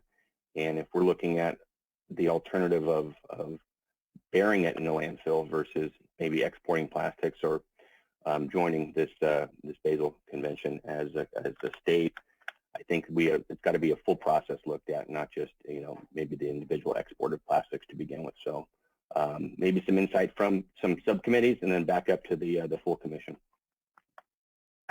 And I think there's other suggestions as well. I'm going to just throw this out there because I'm hearing that this is such a big issue. Maybe this should just be on the next agenda for the commission. It does seem it's also very timely because the deadline is, as Mr. Burkett mentioned, is literally January 1st for exports. And we've got a legislative session coming up too. So is everybody okay if we just put this as a separate agenda item on the next agenda for November 4th for the full commission to kind of have more time to discuss this? Is everybody okay with that? And then we can decide then if we divert it. Okay, thumbs up. Is there anybody who's opposed to that or has a different suggestion? Nick, I don't see a thumbs up. Are you okay? Oh, you're good. Okay. All right. Well, then that's what we'll recommend. So we'll put this on the next agenda for November 4th as a separate item on this commission for at least half an hour to give us more time to discuss what we just heard and think about what this commission might want to recommend. And if we decide to kick it back to a committee, we can do that at that point. So with that, oh, sir. Is there going to be anything written to discuss? Maybe even a structured outline to make sure we cover all the topics? If the commissioners are okay with it, I'm sure, I can't speak for him, but hopefully Commissioner Valle, who's very interested in this, and I can maybe come up with an outline of things to discuss. That'd be great. And we'll post it in advance on the Google Doc. And then if everybody wants to bring their thoughts as well, that would be very helpful. Does that work with Commissioner Valle? Yeah, good. Okay. So that's what we'll do. We'll go ahead and do that. And with that, we are now many minutes over. We're going to take, how about if we do a short 5-minute break since we're so far over and we still have to go back to agenda item 4 before we proceed with the committee report outs. So how about we have everybody back, well, maybe a little bit longer. We'll do a 10:30. How about everybody be back at 10:30, just short of 10 minutes. Thank you all. Make sure to mute before you leave. Thank you very much. Jim, thank you again so much. We really appreciate your time and everything you do, honestly. Thank you all. I really appreciate the opportunity. Bye-bye. We'll be in touch. Bye-bye. Bye-bye.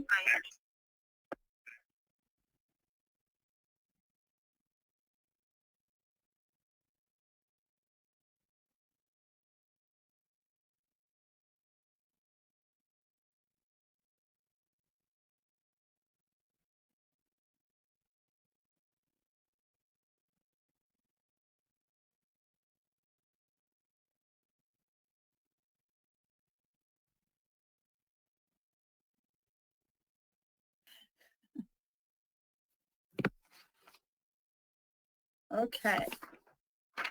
So everybody's coming back online and thank you. Great discussion. And I'm really glad we had the suggestion to get a presentation on the Basel Convention and what's happening there.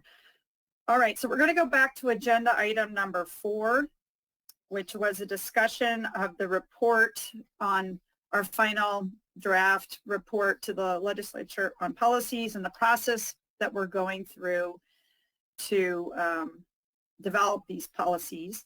We've had a lot of public comments on this as we discussed earlier, and you had tasked the Vice Chair and I with coming up with some sort of an outline on the strategy that we would use to for having committees bring policy recommendations to the full commission.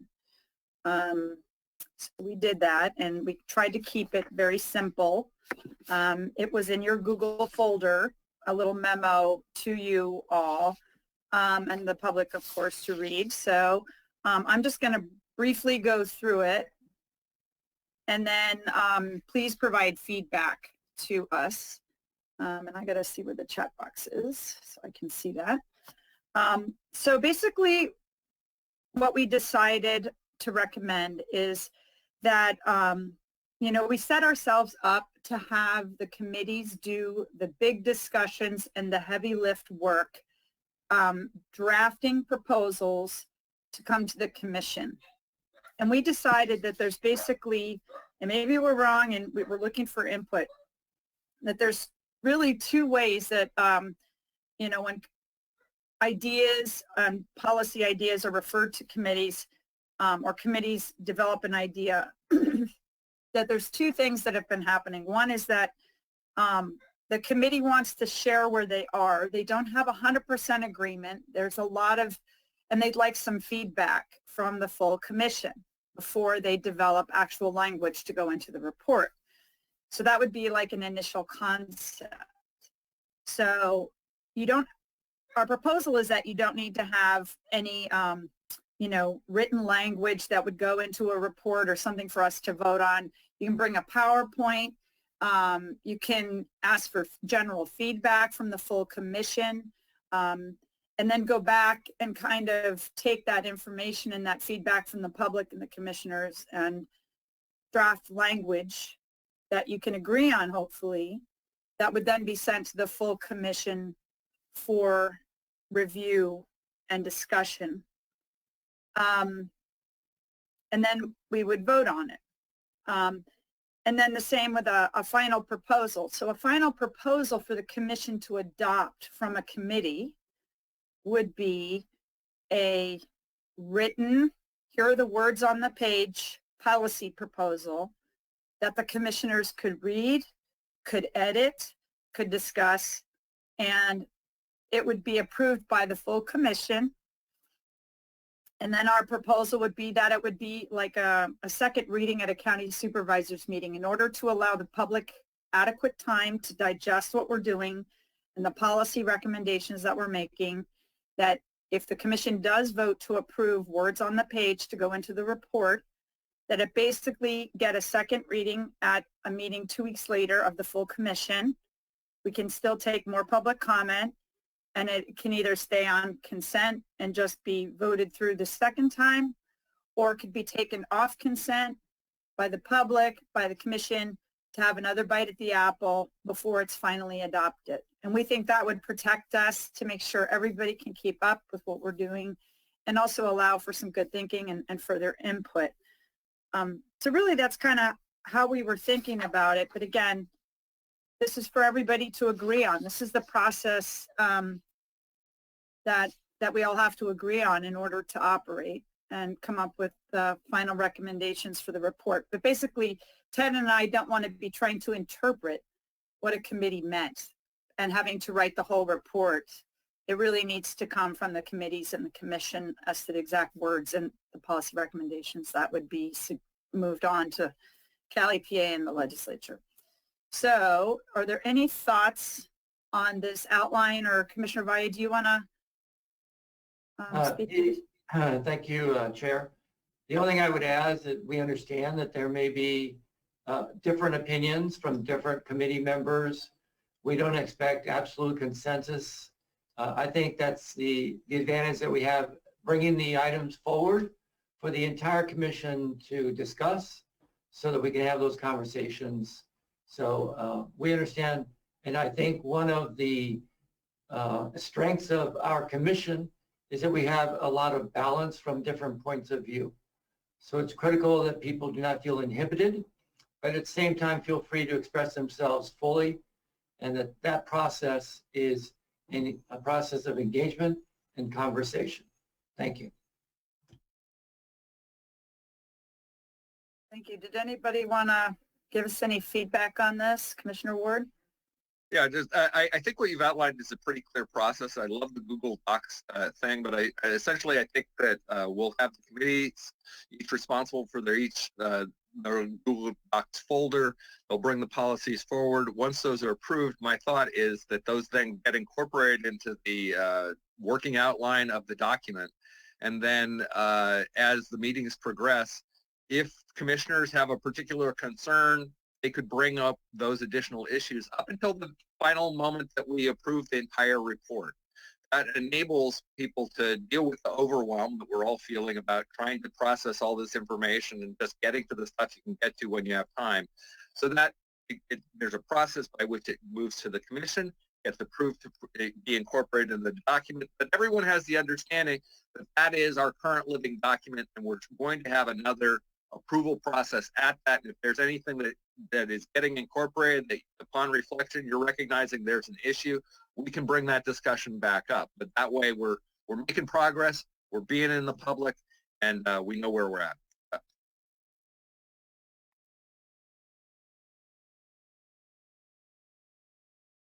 I'm not seeing anybody else that wants to comment. This is very important. Or anybody else want to weigh in on this and provide any feedback? Or if not, I'll just assume everybody's okay with this process, and we can discuss under the committee report outs where we are with the various committee proposals, what's been given to the commission already, and what might need to go back for words on the page, etc. Okay, well, with that, I guess, thank you very much. And again, this is, can certainly be changed if the commission decides that we need to change the process. But at least it gives us some outline on where to begin now. So with that, I'll turn it over to Commissioner Ward to talk about where we are with the report and the draft of the policy. So I've mostly just incorporated the documents that have been presented. The outline, I fleshed that out a little bit more, included the intro section to the 75% goal based on the discussion, and I thought it was very helpful from Vice Chair Valle to bring up that we should add a section addressing that we've been trying to comply with Bagley-Keene and the accessibility standards, and that while we've made our best efforts, we also have work to do. And essentially explaining how important public process is to us, and we also want to meet our objectives. So I'll add a paragraph along those lines. But you now see the outline, you now see the structure. Each committee is moving things through their own folders, and then those will be moved into the final report folder that will be visible to everybody. And again, we'll be moving towards the final document. The one clarification that I'm thinking of that would be useful is, what is the structure we want for whatever preliminary recommendations we have in January 2021? Is that going to follow the same format? Is it going to be a standalone separate thing? I'm interested in the commissioner's views on that. My thought was that we're just going to submit this report as, and instead of labeling it final policy recommendations, these are our preliminary policy recommendations. I personally don't have too many documents floating around that it'd be just even harder for the public to follow. So if everybody's okay with that, I think we just change the title to be preliminary policy recommendations. That'll be due January 1st, and then our final will be due, for the first final will be due July 1st.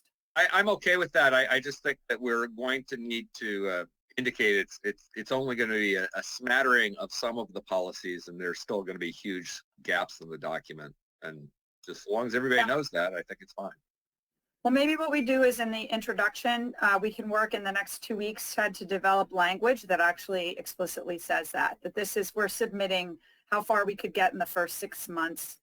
But there are big discussions that still have to be had and other policy recommendations that will need to be finalized for the July 1st report. But we're not going to change, the structure. It's the same document. It's just either preliminary or final. I'd be happy to work with you and bring something forward for the next meeting on that. It'll be brief. Okay, great. And I see Commissioner Pappas, you're okay. Is there anybody else who wanted to weigh in on this? Okay, great. Well, then we'll just go ahead and scoot right through this agenda item, and we'll see where we are next at the next meeting on the 4th with a little bit more language. And then we'll move on to agenda item 6, since we've already heard number 5. And that is the recommendations from the chair and vice chair on external communications. So this, again, is another short memo to the commission in the Google Doc about how we communicate with people. And again, we kind of, on behalf of the commission, not as us ourselves as individual commissioners. So when we're representing the commission, any one of us, we thought basically there's two ways that a commissioner would speak on behalf of the commission. And one would be that the commission has specifically requested that we communicate to someone about our work.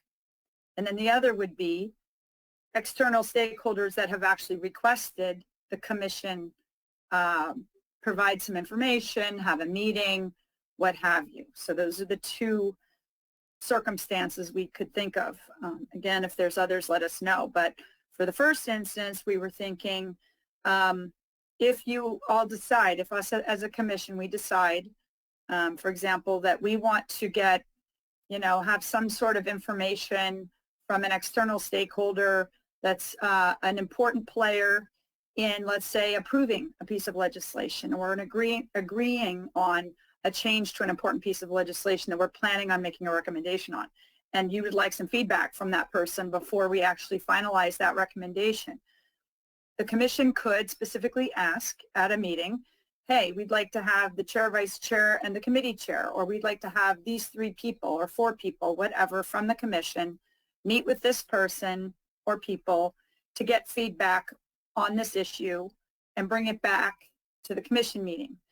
And so that would be a formal, like, you ask us or someone in the commission to do this. It's very clear what the parameters are. And then that group of people or persons would come back and write a short little memo. It would be public about what their conversation was. So, and as it's uploaded to the Google Doc, so as soon as that meeting is over, those people can share the outline of what was discussed, and we can discuss it at the next commission meeting.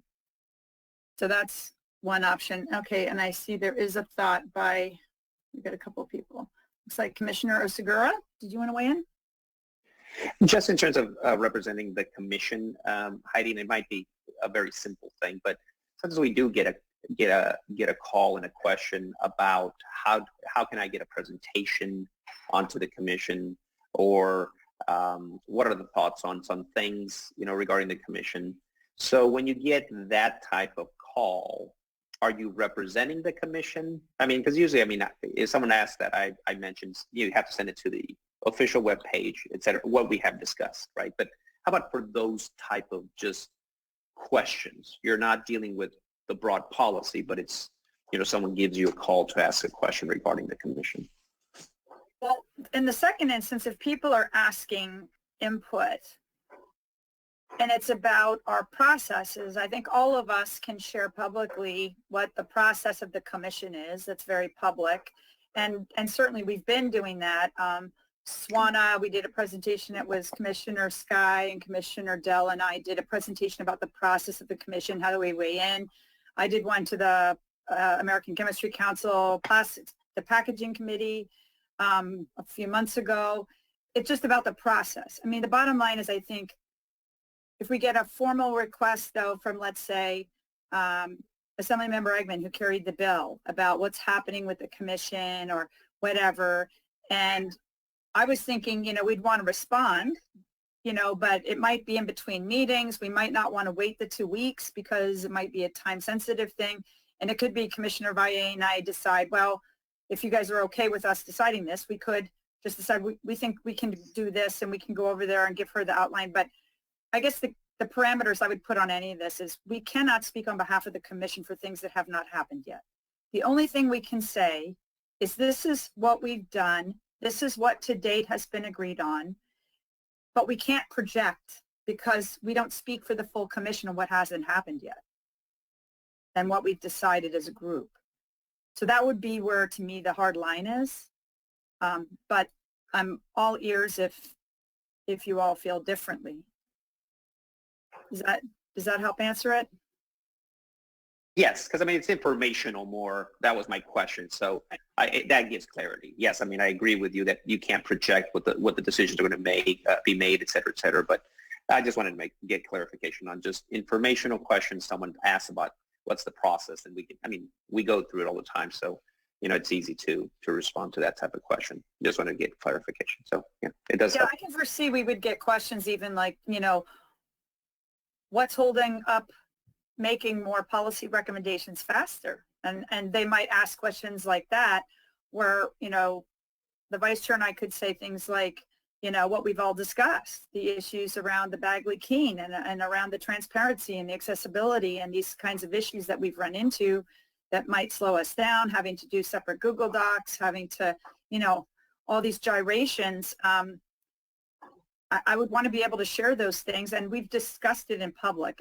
But not everybody has time to watch all these meetings. There's a lot of them. And so I just want to know from you all, Richard and I think are just on the same page. We don't want to go beyond what you want us to do.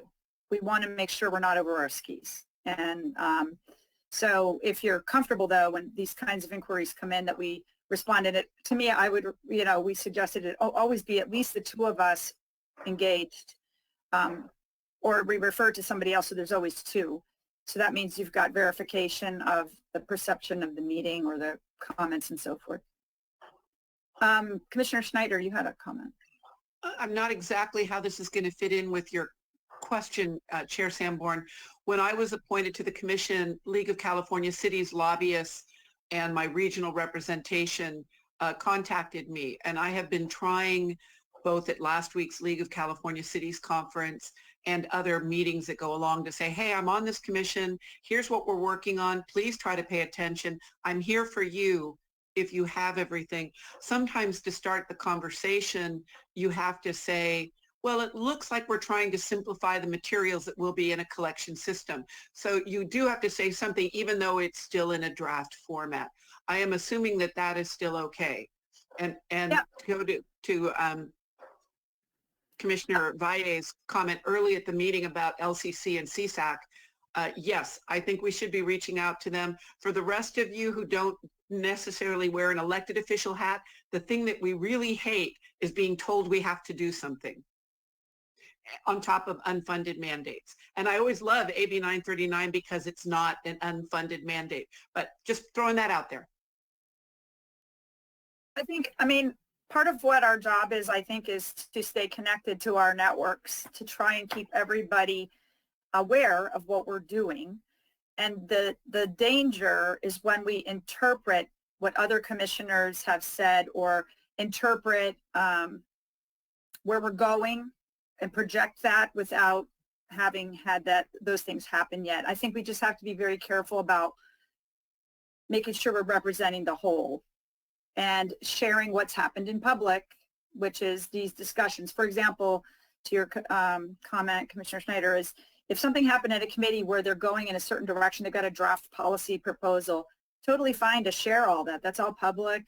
That's what's happened. But if we start saying, oh, well, we might be trying to do this, or that's where it's getting into interpretation. So, it's just honoring where the full commission is, I think. And one more thing, Commissioner Schneider, and then we'll go on to, Dunleavy has withdrawn. No, I'm done. I'm done. Oh, okay. I'm just saying, okay, I agree. I don't know if it shows. Okay, great. Oh, it looks like a hand. No, it was an okay.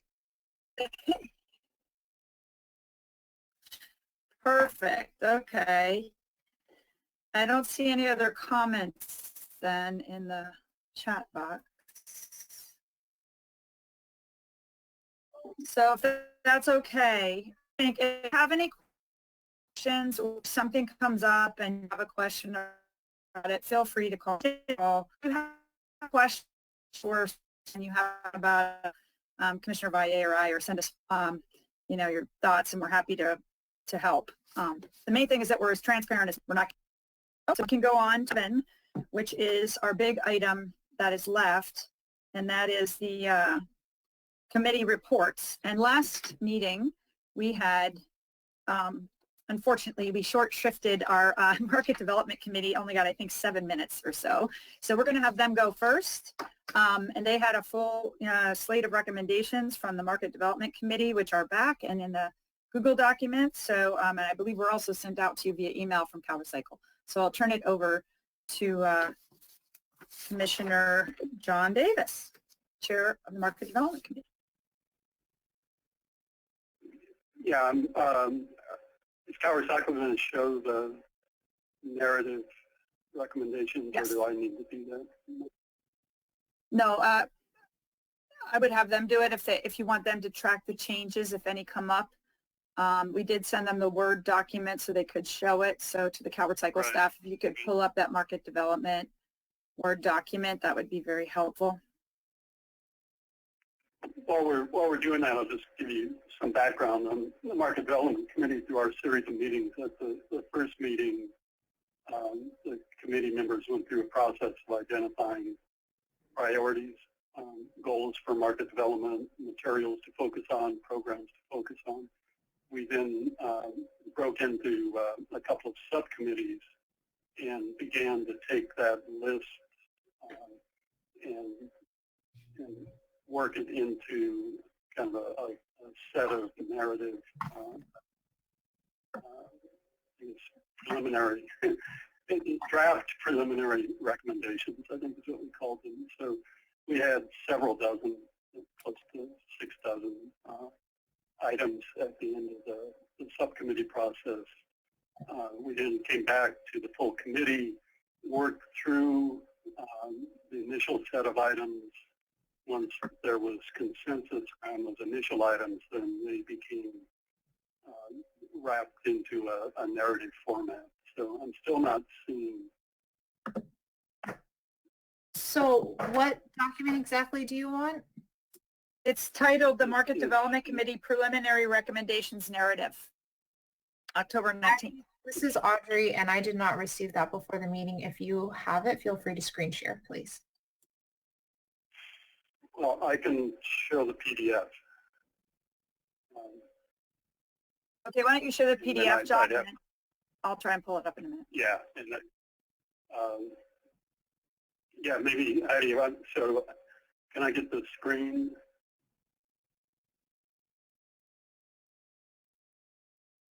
The Calvert Cycle, can you let John Davis show his screen, please?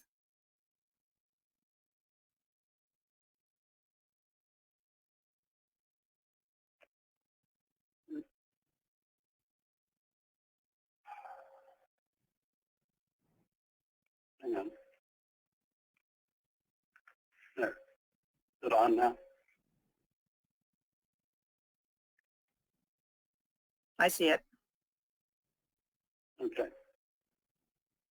Yeah. So if you go to the Google Drive, it says RMB Narrative 1019. So what we tried to do was to put this into a format that we believe could be slotted fairly easily into the report. It does start with, sorry, here we go. It does start with the reference to the overall public resources code.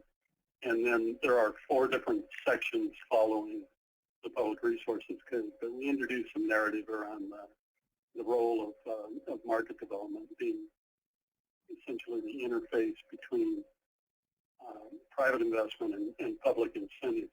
We're creating supplies of material, have been doing that for years, that are turned into feedstocks, but those feedstocks require investment in risk on using the material supplies, growing those supplies, creating demand for feedstocks, and then assessing the cost to permit, construct, and operate compared to doing that in other locations. So it's just a kind of a basic principle around recycling market development.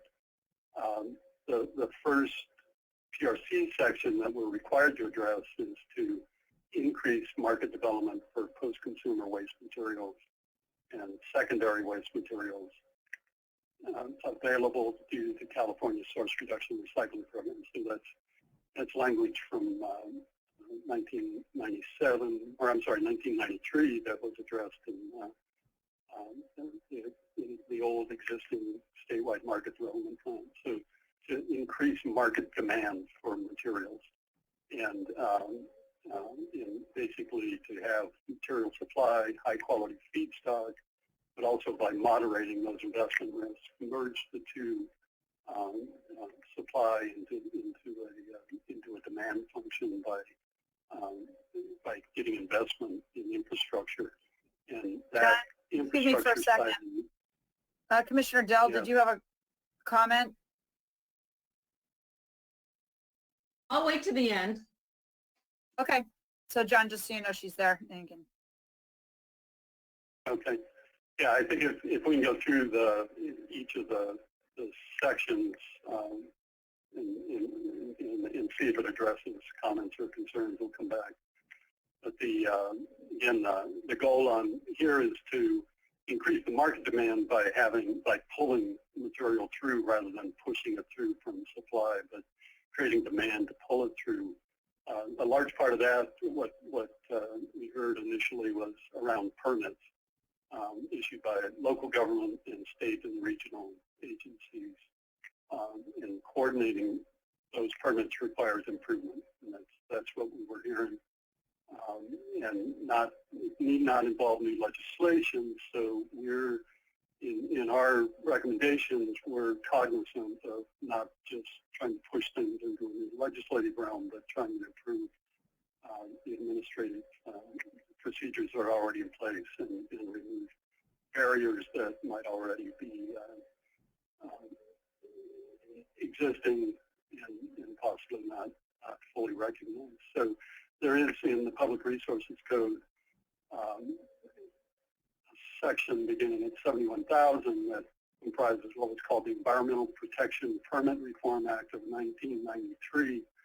It allows a permit applicant to request that one agency coordinate all state environmental permits, including those issued by regional water boards and air pollution control districts. So, and there's a process, lengthy process described on Public Resource Code section 71020 and subsequent. So there is a process. We have not been able to find examples of where that process has been used, but nonetheless the process exists on the books and has been there since for 27 years.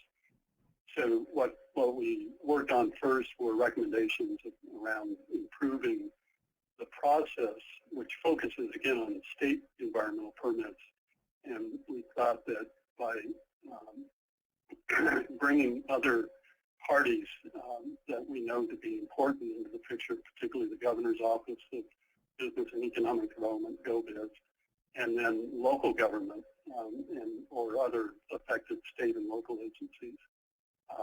So you have issues, for example, with the Department of Food and Agriculture on compost utilization. There's certainly a variety of local government, including local permitting.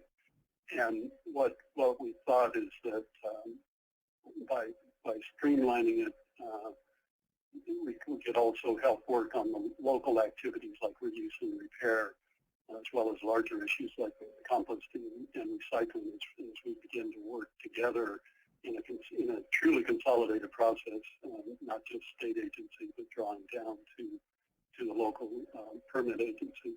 And involving the local agencies is really important because it allows sharing of project knowledge as well as having a more fully consolidated process. So think of bringing an anaerobic digestion facility to a city.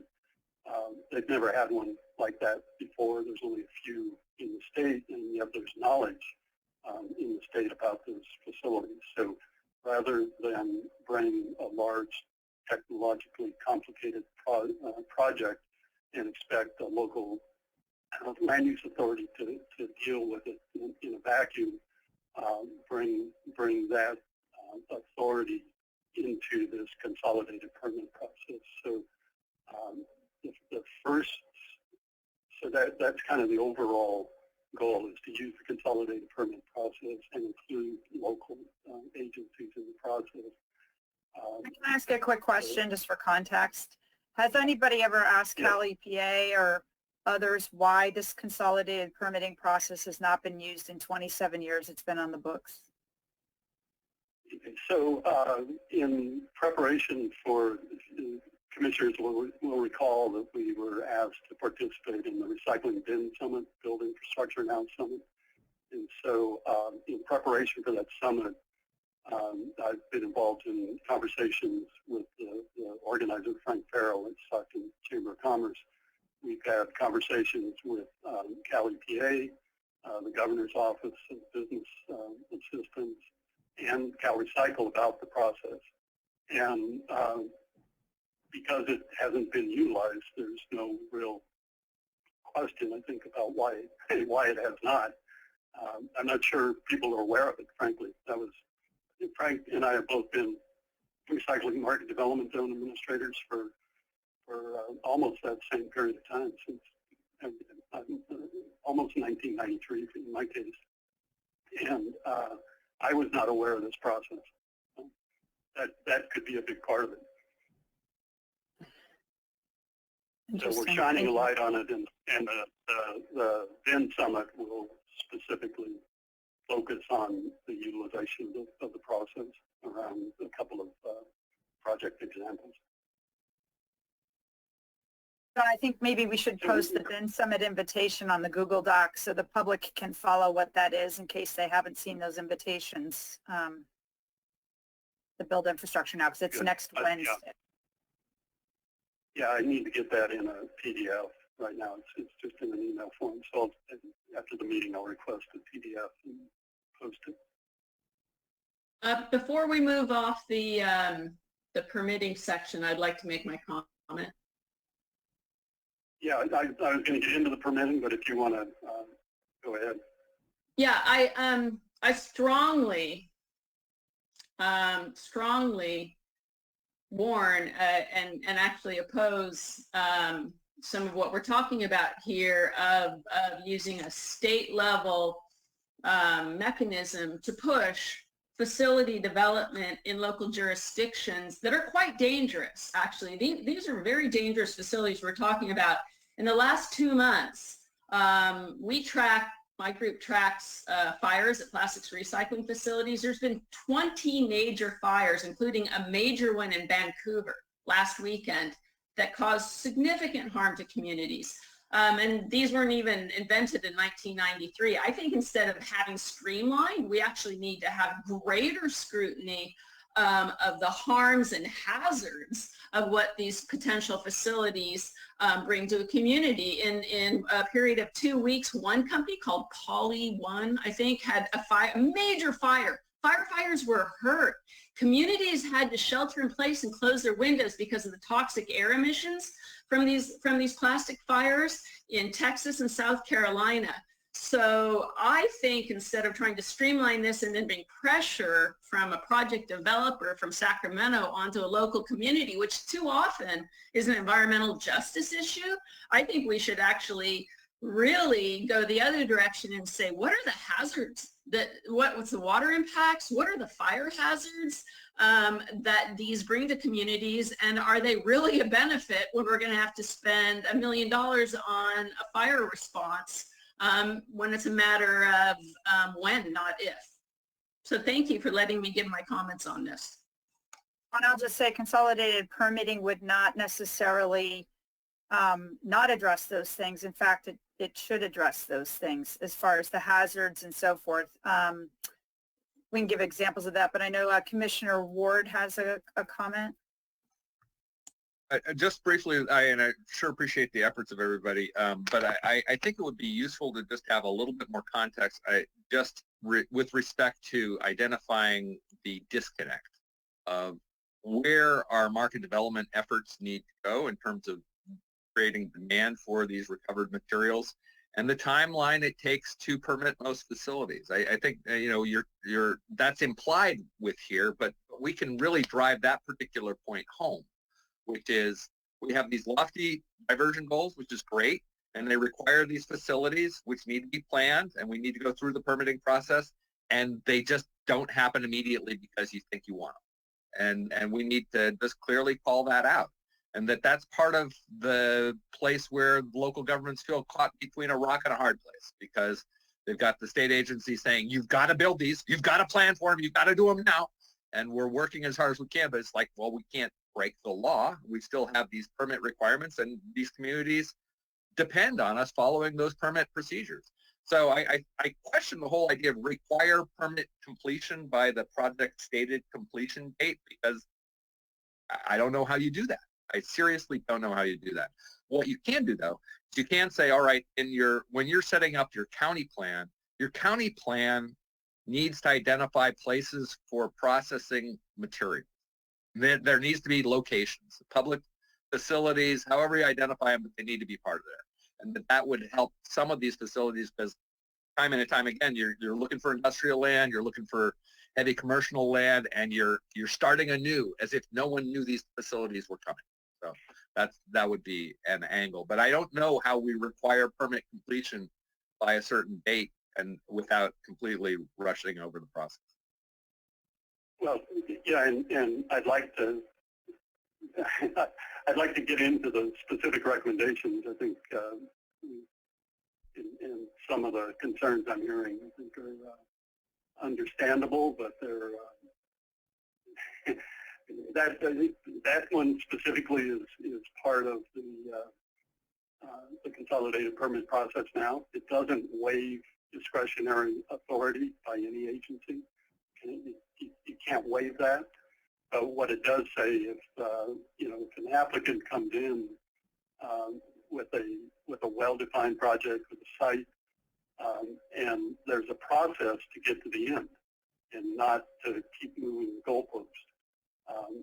CEQA, California Environmental Quality Act, requires extensive analysis of potential hazards and risk, and each permitting agency has its set of rules around hazards and risk. But getting those all on the table early in the process helps the process be designed. I would do assisting a project that spent 3 years trying to get through the water board, and at the end ended up with essentially the Campos General Order that was already in force with a couple of modifications. And those modifications might have required the whole process to start over again had the CEQA lead agency not found that they were consistent. So, there's a big risk in not having everything on the table at the beginning, and I think that's what we've heard from project proponents. And what we're trying to do, I guess, is to talk about what that process might be. It might be helpful to go through these individually and put them in the overall context. But I'll defer to the chair whether you want to take comments before we go through the recommendation. I've got Commissioner Lapis, Osagara, Schneider, and others. Are everybody okay just letting John go through this real quickly and then taking comments? Is that okay with everybody? Okay, thanks. All right, so John, why don't you go ahead and get through this, and then hopefully that'll answer some of the questions. Yeah, so the idea is that, first of all, we set a significant threshold. The consolidated permit process now basically says any applicant can request this. We think that there should be a focus on projects specifically to reduce greenhouse gas emissions due to the volume of material and type of material and their associated emission factors. But significant could also be geographically different. In a rural area, a project that isn't sized to be optimized in an urban area could still be significant. So there needs to be some kind of a threshold to bring projects in and not open this up. And I think that's a concern if you were being asked to do this on a statewide level, to be suddenly flooded with several dozen projects.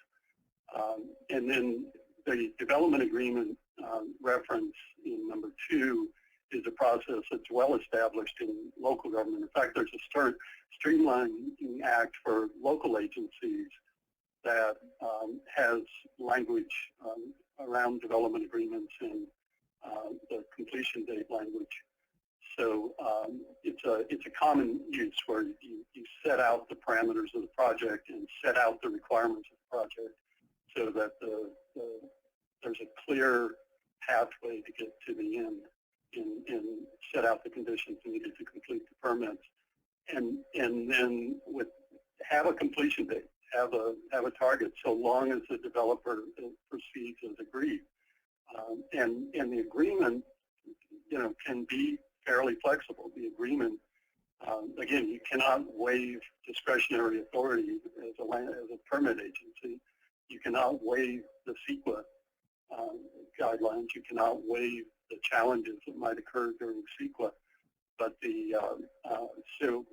any of that process could change the nature of the project. And I think the idea is to be comfortable with the idea that permitting agencies understand what's required to issue the permits, but that there's some assurance that the developer, if they proceed as agreed to in the beginning, that there's an end date. There's a way to get where the project developer wants to go, and then we're suggesting using pilot programs as a way to test this out, focus on one or two significant projects, understand what's needed to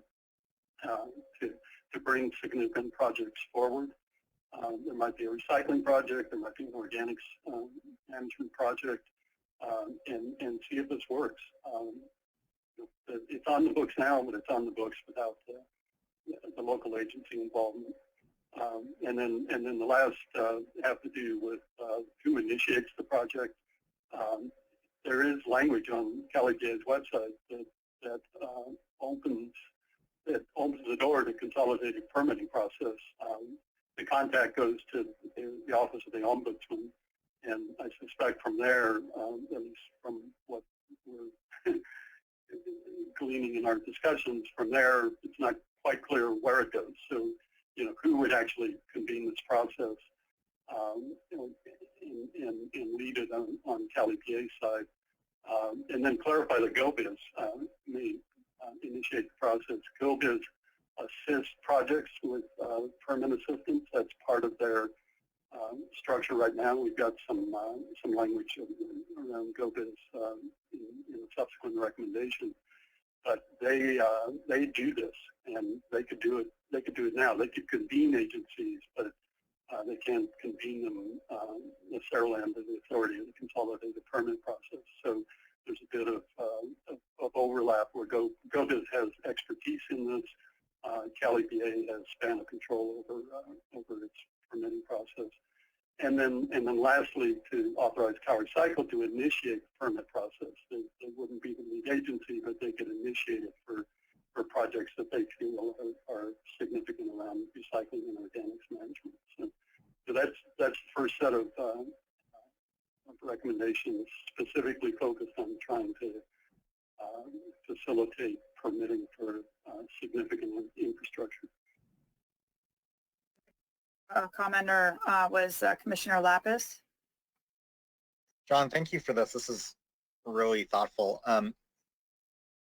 I mean, there's a lot to talk about, but the first thing that comes to my mind is when I look at this list and the earlier conversation, if I look at it through the lens of organics, I feel very differently than if I look at it through the lens of smelter. And and at the same time, if I think about, well, what if we all got together and really streamlined the permitting and got the permitting done for a paper pulper? I mean, every time I look at it from a different lens, I have sort of a different feeling about it. And I wonder if there makes sense to maybe narrow it based on specific project types. I'm not actually sure what the answer is, but I can personally go from a visceral right-on reaction to a visceral negative reaction, depending if I'm thinking of a composting facility or a smelter.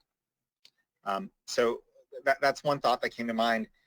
To the earlier comment about streamlining permitting being a bad thing, completing permitting can actually be more protective.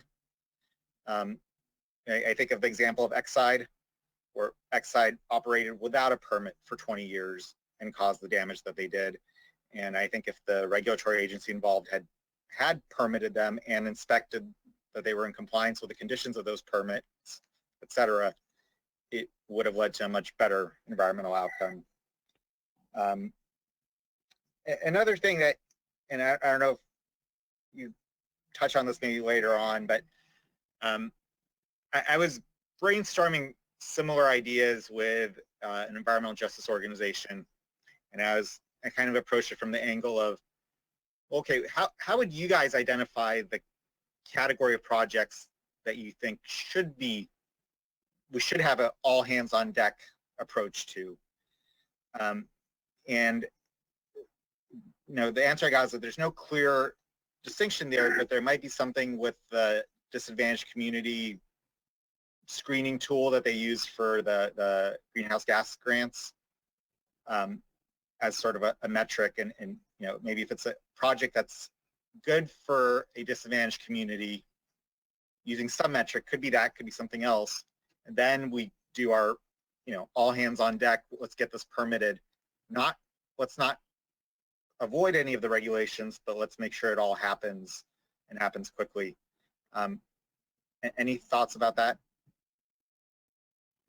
In the GoBiz recommendations, there's a reference to job training, employment assistance. And when I've looked at the screening tool, I've always puzzled about how that gets applied to a facility siting. And I think, the nexus, the advantages are around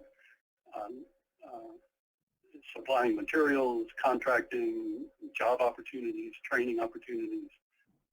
That's fairly clear. On the siting side, I'm not sure. Industrial property tends to have impacts, and so a paper pulping operation is going to have impacts in traffic, even a modern paper pulping operation. So if you're doing that in a neighborhood, that's a land use issue, right? So I'm cognizant of the environmental screening tool and the environmental justice aspects, but maybe that requires a deeper dive. I think what I would, on your first comment, Mr. Lapis, I'd say, the permitting is in a sense agnostic. Each project has its own issues, and a smelter would definitely have issues that a compost facility wouldn't have, and vice versa. So, but the idea of having pilot projects opens the door to what those might be, and I think that's, if we want to be more specific around what those pilot projects or priorities for those projects, yeah, but permitting is, you get into local land use issues, and then you get into the state environmental permit limitations, for example, PTSC for a smelter. So. This is Heidi, because I think this gets to a couple of people. You could definitely add something about the environmental justice considerations, but we may need a deeper dive on that. Something that's I've heard of before is where you can submit a permit to one entity that then knows all the different requirements for air and water and disadvantaged communities protection and all that kind of stuff. And there's literally like, does this permit request check this box and meet the standard in this location? And then, but that they coordinate a unified response in like 30 days or a short period of time based on the checklists that they have. I mean, I think there's ways to do consolidated permitting to be protective of all the things everybody's raised. And I'm wondering if maybe this just needs to be reworded or given an example and of how it could work, because I think it's a new concept to a lot of people. Well, I could pull up the process that's in the consolidated permit and bring it back with that process, or I'll share that on the Google Drive for people to look at. But I think it does exactly what you're talking about. Again, the idea is not to try to waive requirements, but just to set forth clearly what those requirements are and how a developer could show that. Right, that's what I want everybody to know, is that this is not about getting around any of the existing permitting requirements at all. It's just to streamline it so it doesn't take 12 years to get a permit like Waste Management's trying to get for their organics facility. And I think you're next, Commissioner Segura. Yeah, I just wanted to, I think echo what Commissioner Lapis was talking about when I look at through the lens of the organics facilities that are needed up and down the state, recycling facilities that are needed up and down the state. And I think, Chairperson Sandberg, you make a great point. It can't take 12 years to permit a facility. It's not going through the permitting process. It's making sure that it's a process that should take a number of years, doesn't turn into 12, doesn't turn into 10. Because then I think facilities, whether it's Waste Management or other organizations that are trying to build a facility, the decision is by the time I get it built, the opportunity might have passed. Or by the time they finally get a permit, technology has changed. And so once again, it's not circumventing the regulatory process or the permitting process. It's making sure you get all the bottlenecks out so it doesn't take 12 years. So I just wanted to make those comments. Schneider? I think you're next. Hi. I think we talked about it at the market development level, but in hearing it come out, I think there's some misinterpretation of what streamlining means. And if we're having that question here, when this gets to the League of California Cities, we're really going to have an issue with it. To me, streamlining means lining up all of the agencies and all of the boxes that any kind of facility might have to have. And I think that's when we as a committee went back and said, well, if Cal Recycles could then look at organics as one, processing as another, and then, you know, even down into the details of what a paper pulping plant, which has all kinds of chemicals added into it, what that would be. But I would also take it a second level. For everybody that's in RMDZ, you've got staff who are trained and familiar with recycling issues, but when you get to local other governments or other areas, they won't have that. So as a committee, we talked about how can we help counties or communities that aren't within an RMDZ and how to bring in these outside agencies to help streamline the process, but also provide the technical support to a city that may not know anything at all about a composting facility, but they're being asked to do that. And Chair Davis, maybe we need to go into more explanation for that. I can just hear how my peers are saying, streamlining, no, this is just what you're making us do for housing. So because of what's happened with housing, when we say streamlining, they're going to react badly. But we can work on that. I think that was mainly it. I know in my mind on the lens, I was thinking, what are our top essential businesses? Composting. If this committee comes out with the other essential businesses, which for me, I would throw in anything in the reuse and repair category, because they are going to get priced out of buildings in there, and yet they're an essential part of the infrastructure. I'd love to see us come through with what's considered, we collectively consider essential businesses. So on the, and this is kind of a question, I guess, for the report preparation. So the narrative does include a reference to the consolidated permit process. It's found in PRC section 71020 and where it begins there. So, you know, do we want to, it sounds like there's maybe some thought about being more explicit about what that process is. Do I drop this process into the narrative and expand the narrative, or is it sufficient to have a reference to it? They can certainly, for the commission, can certainly bring that forward and show you what's included in there. But how do we proceed in preparing the report without bogging it down with pages of statute?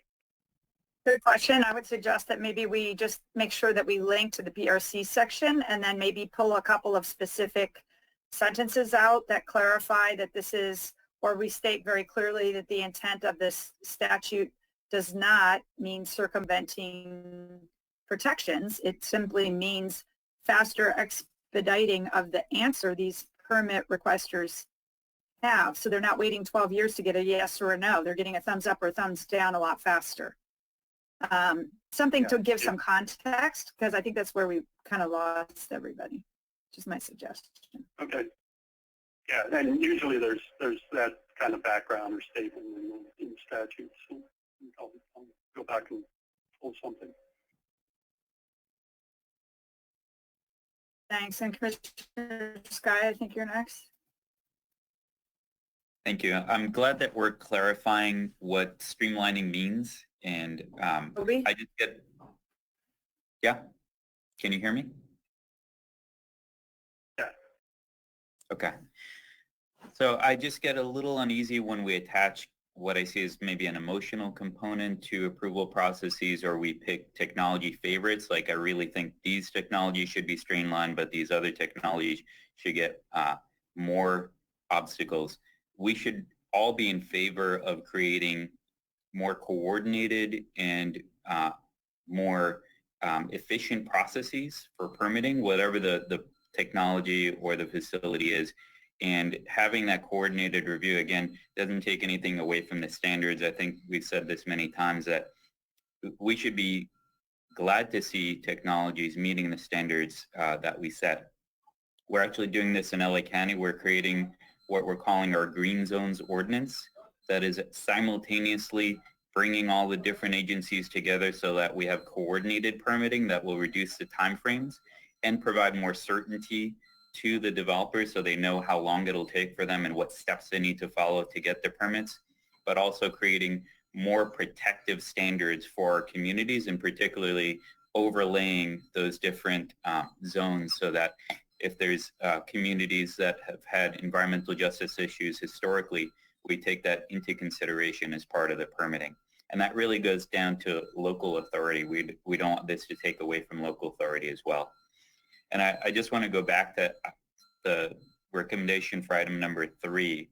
I would suggest, instead of having a certain date, that we would identify the process and the expected timeframes for that process. So again, developers know what they're getting into at the start, but there are too many unknowns, and oftentimes I see it's on the side of the developers that there's delays, and then once they do submit their next piece and say, okay, I finally have an answer to you for the requirement that you set for me, now they want to get back onto the time frame that we had set for them earlier, not taking into account that they've taken months to get back to us. So that's why I would want to revise item number 3. So rather than a completion date, it's a process. I understand that, and what's surprised me when I read the Consolidated Permitting Act is it has timeframes, pretty rapid turnaround, but they're all triggered by having, the proponent do certain things within that time frame. So,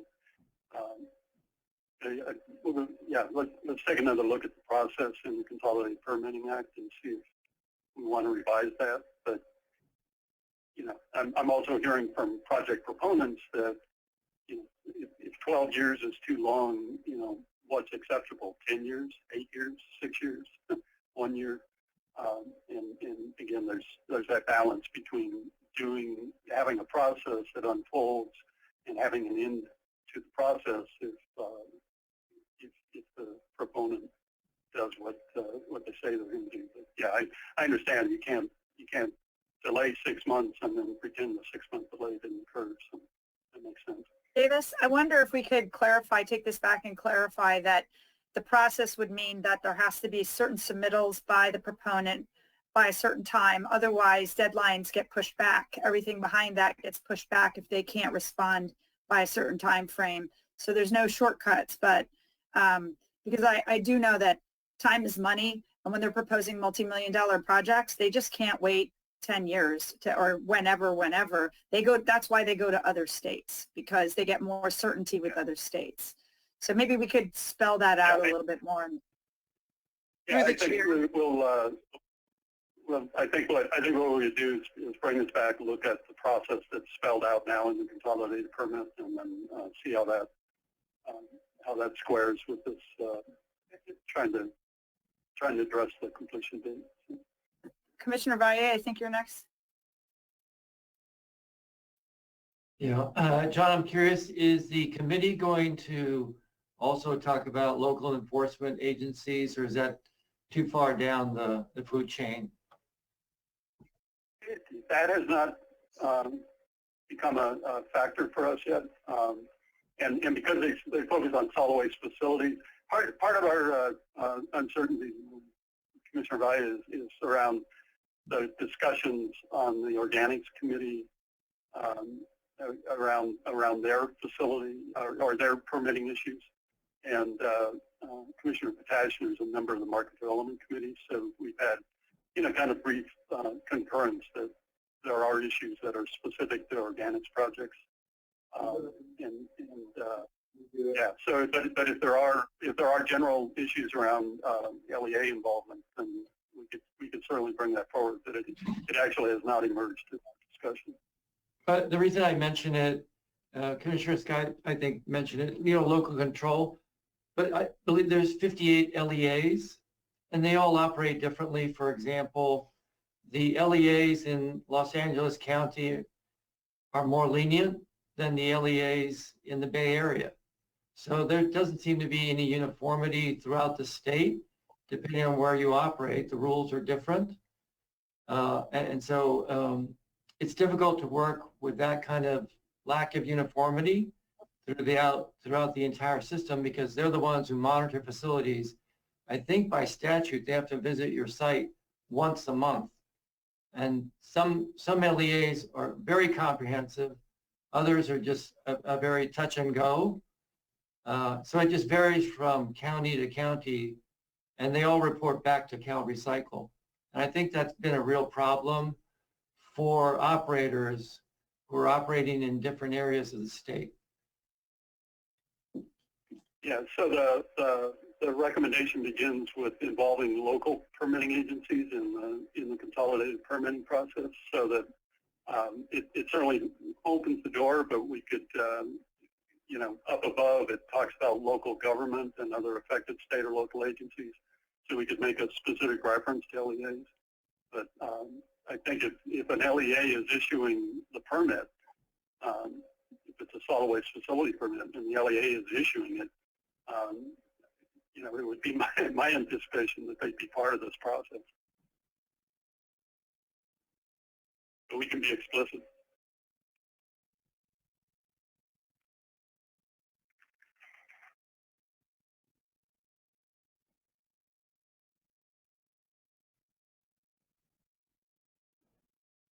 Are there? I'm not tracking the. Ward? Yeah. Two quick questions or comments. First, in respect to Commissioner Davis' question about how to deal with cross-references, because all of these documents are going to have lots of cross-references to PRC codes and other policies. I think generally, if you're just referring to them, a quick 1 or 2 sentence summary about how that applies to the topic you're addressing is going to be adequate, especially when you have an explicit reference, and we don't want to have too much there. But also, if there's any specific changes to that policy that you want to recommend, then you start going into more detail.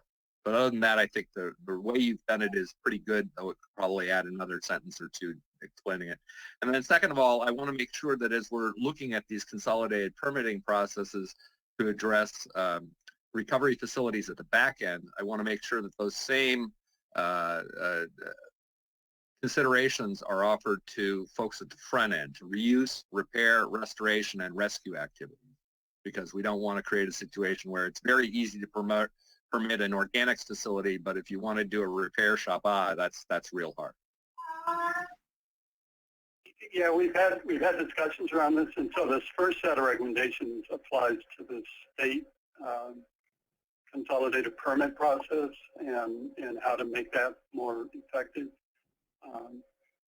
A repair shop, I'm not sure we felt that a repair shop, or it never was suggested that a repair shop would require some level of state permitting coordination. So it becomes more of a local issue, and we do have some recommendations around local guidelines, and actually in the next set of recommendations. Okay. But we're absolutely cognizant of reuse and repair and some of the limitations there. Belle, I think you're next. Yeah, I actually think all the challenges that have been raised today are one of the reasons why this process isn't widely used and why local stakeholders should come first in these processes. Commissioner Lapis mentioned the Exide plant, which was built, what, 40 years ago, and there was likely not a robust process. I think we all know where it's sited and some of the issues in that area. There are actually no voters and so on. And the reality is once one of these plants gets built, it's very hard to shut down, even if there's terrible impacts on a community. And also, they're apples and oranges of what we're talking about. Some of the facilities to be a smelter, to be plastics waste recycling, especially if we get into chemical processing, there are hazardous waste involved, different than a composting facility, which might have an ozone issue. So again, I think we might need to respect really what's the existing system and rather try to figure out a way to work in that existing system to prioritize getting more composting facilities completed, rather than not try to redo California's overall permitting system to allow for everything. Schneider, I think you're next. This might be Commissioner Davis to bring back to the Market Development Committee. When Chair Sanborn mentioned some permitting things, it just made, I want you all to realize that a lot of little cities sometimes only have 2 or 3 staff members. That's in their planning and their environment departments. And for them to process, especially if they've got anything huge thrown on top of them. I'll use my own city. We're trying to plan these big TODs, which we need for economic development, and then high-speed rail comes in and tells us we're going to eminent domain all your land. It completely disrupts what a small city can do. And I think historically that's why a lot of the more polluting or noisy operations have ended up in small communities. Not all of us are recognized as EJ communities.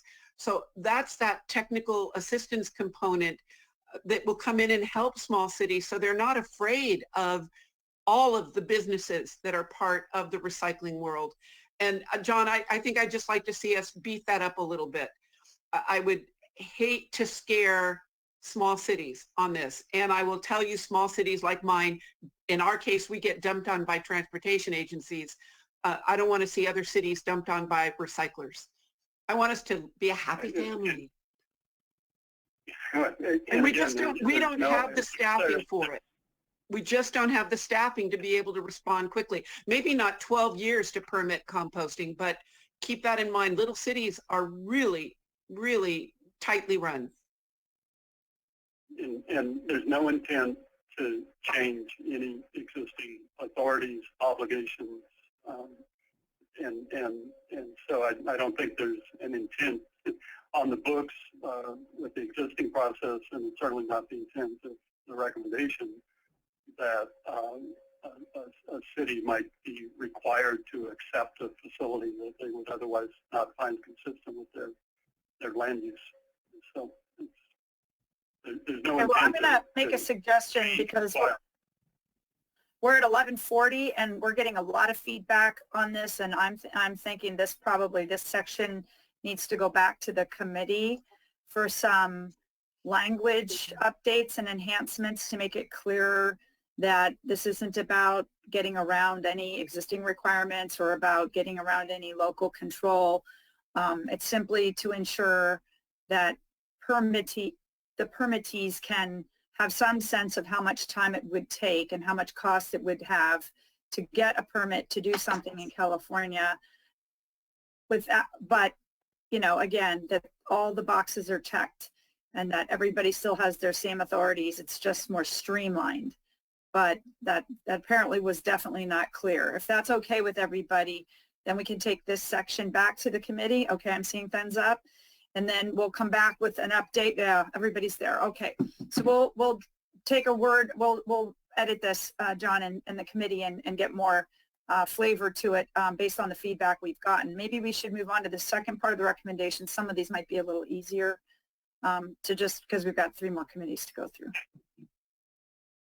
Well, yeah, so I mean, we have a number of recommendations. But so the next one talks about the Office of Planning and Research.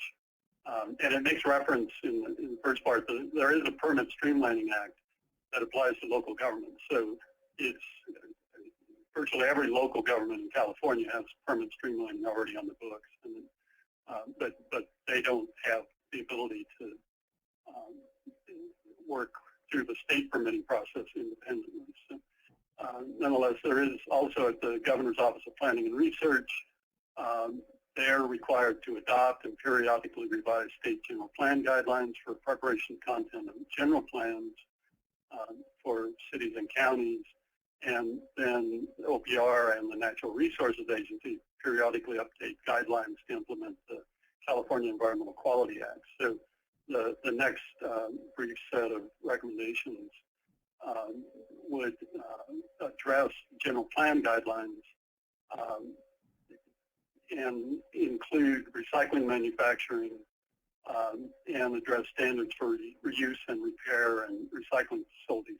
There was a project a few years ago with the Institute of Local Government, the research branch for CSAC and the League of Cities, and Cal EPA that provided some updates to around organic facilities in general plan land use, but recycling manufacturing, reuse, repair, and recycling facilities were not specifically addressed. So that would be a recommendation.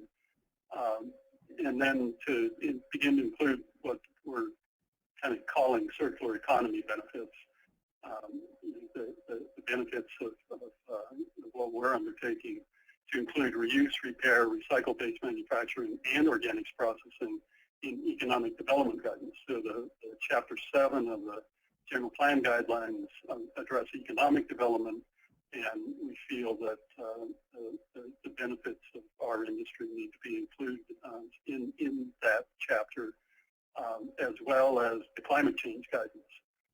There's benefits across the board through greenhouse gas reduction from our facilities, and we'd like to see those included on the climate change guidance, which becomes really important in informing the CEQA guidelines later on. And then zoning consistency needs to be assured with general plan guidance. So once we have the general plan guidance around reuse, repair, recycling, and organics management issues, then there's kind of a blanket requirement that zoning be consistent with the general plan. So I think when you get into issues around being able to site a repair shop, is it in a commercial facility? Does it have to go into an industrial facility if someone's repairing electronic devices? We can call attention to that opportunity under the general plan guidelines, and then the zoning consistency necessarily follows the general plan guidance. So this was our attempt to try to wrap issues that I think were referred to earlier that are really local land use issues, but the state does issue guidelines and for consistency around the state. And then lastly, on CEQA guidance, to consider the positive greenhouse gas impacts from recycling-based manufacturing and organics management. And I talked to somebody handling permitting for an organics project recently who said when they got their initial study for CEQA compliance that they showed the greenhouse gas impacts of the project without considering the positive benefits of avoiding methane production in landfills. And so we want to call attention to that. There are positive benefits. CEQA requires you assess impacts of projects, but those impacts can be positive as well as negative. And having greenhouse gas reduction associated with the projects that we're talking about can be a positive consideration in the review. So again, 4 or 5 recommendations specifically around local or state guidelines for local general plans, zoning consistency, and CEQA. I don't see any comments in the chat box, but I do wonder, is this, so these are recommendations to change the law, or what's in the general plans of the local plans? Yeah, the Office of Planning and Research periodically updates general plan guidelines. And so the recommendation will go to OPR that, next time you do updates, consider including these recommendations. Commissioner They did this a while back with the ILG study and on organics projects. Okay. Suggestion On item 11, which is rather than assure zoning consistency for reuse, recycling, organic management uses, I would say that the general plan update should explicitly have input from the Solid Waste Management Agency in that area, identifying additional facilities that will need to be developed during that general plan period. Very explicit. You can start identifying the types of facilities, perhaps even locations that the land use needs, and it gives a specific role to the solid waste agencies and a nexus for the general. Yeah, let me go back and look, Ted, on CEQA, that's absolutely required. I believe there's some consultation language on the general plan guidelines, but if not, then yeah, we can. I think it's pretty vague. As our regional agency, I don't think there's any official process by which they have to say, hey, do you need any new facilities that we haven't identified? Are there any public facility requirements that you have in the next 10 years? I do not know that there's any formal process for that.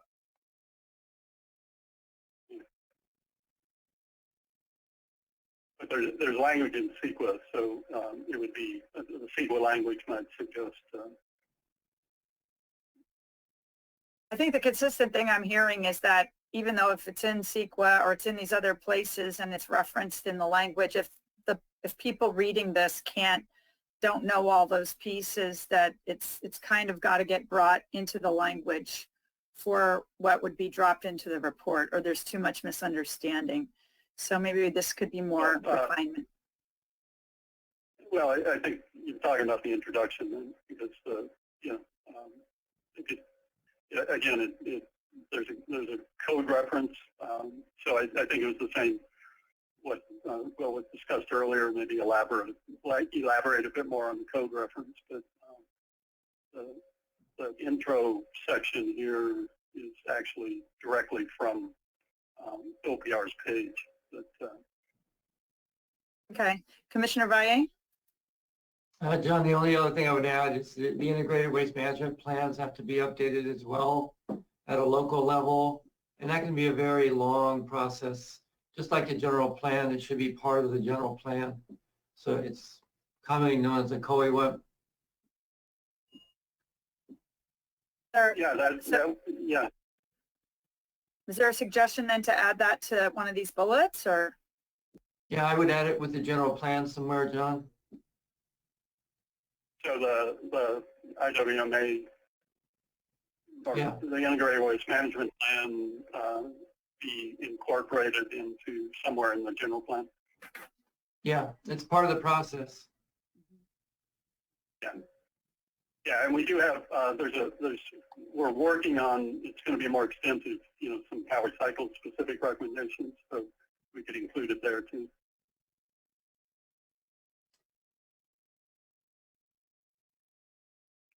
Okay.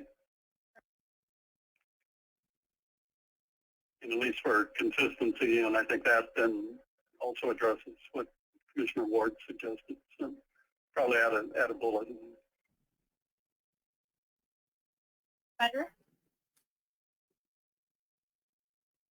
I'm sorry, Chair Sanborn, you cut out on my computer. I would encourage us for the general plan update that it be at least treated like the housing element that has to be updated every 5 years. Otherwise, that could sit in certain counties for 20 years. We need to get this. These are essential businesses. They've got to all get added within the next 2 years and then every 5 years thereafter. I thought general plan updates were specified, but I can go look. The only thing I don't know offhand. Only housing element is the only thing that really has to be updated consistently, at least as far as I can tell. We've been working on our general plan update for 7 years now, and I still haven't seen a draft. So I wouldn't wait for the regular general plan update. It should be specific. And Commissioner Lapis, I think you're next. Thanks. Hey, John, is there any way to incorporate the AB 845 process as well? Since 1045? No, well, that too, but 845, the bill requiring counties to plan for organics infrastructure? Yeah, and you have 1383 planning requirements. Well, I mean, specifically with I don't know. 45, the counties were all supposed to submit a plan to CalRecycle of 15 years of organics infrastructure, and where they plan for those facilities to be, and how they plan to build out that infrastructure. It seems like that effort should probably feed into this, not just start over. Yeah, the difference, and yeah, we'll try to address, because I think this is consistent with the earlier comments. The difference again is what the statewide guidelines are, as opposed to a specific requirement that becomes incorporated. So I think there's a way to do it. I think it's consistent with what Mr. Vai and Ward mentioned, trying to pull various solid waste planning requirements under the state guidelines. But I think, and I believe Commissioner Snyder's correct, that there's no requirement for periodic updating of general plans, although I want to go look at that again. But the we don't want to waive obligations for integrated waste management and siting plans. I think we're ending the. Oh, go ahead. Can I make a couple more points? Sure. You mentioned 1045, John. I do think that we should think about how that fits into this as well. There is some authority there that was never fully used. Right. And also falls under the Cal EPA permitting area and under CalRecycle. Yeah. So I'm not exactly sure what that looks like. I wanted to flag that. And finally, I was thinking back to the earlier conversation about, who can trigger the permitting process, and you suggested CalRecycle might be able to trigger the comprehensive process that you're referring to. I'm wondering if there's any way we can allow a local solid waste agency to trigger a process. Again, not a very well thought out idea, but just a thought I wanted to share. Yeah, I think having a local agency initiate the process could be a good addition. On 1045, because it was focused strictly on organics facilities, I think at the subcommittee level we looked at that first, and then thought this broader process was more applicable, and I didn't try to square the two processes if there is a 1045 process. But yeah, there was some discussion around 1045, but I think the organics committee should, we could take it up in market development, but it seems like it's really more narrowly focused. Dr. Dashner, since you chair organics, are you okay with taking that up, or is that something you? Yeah, okay.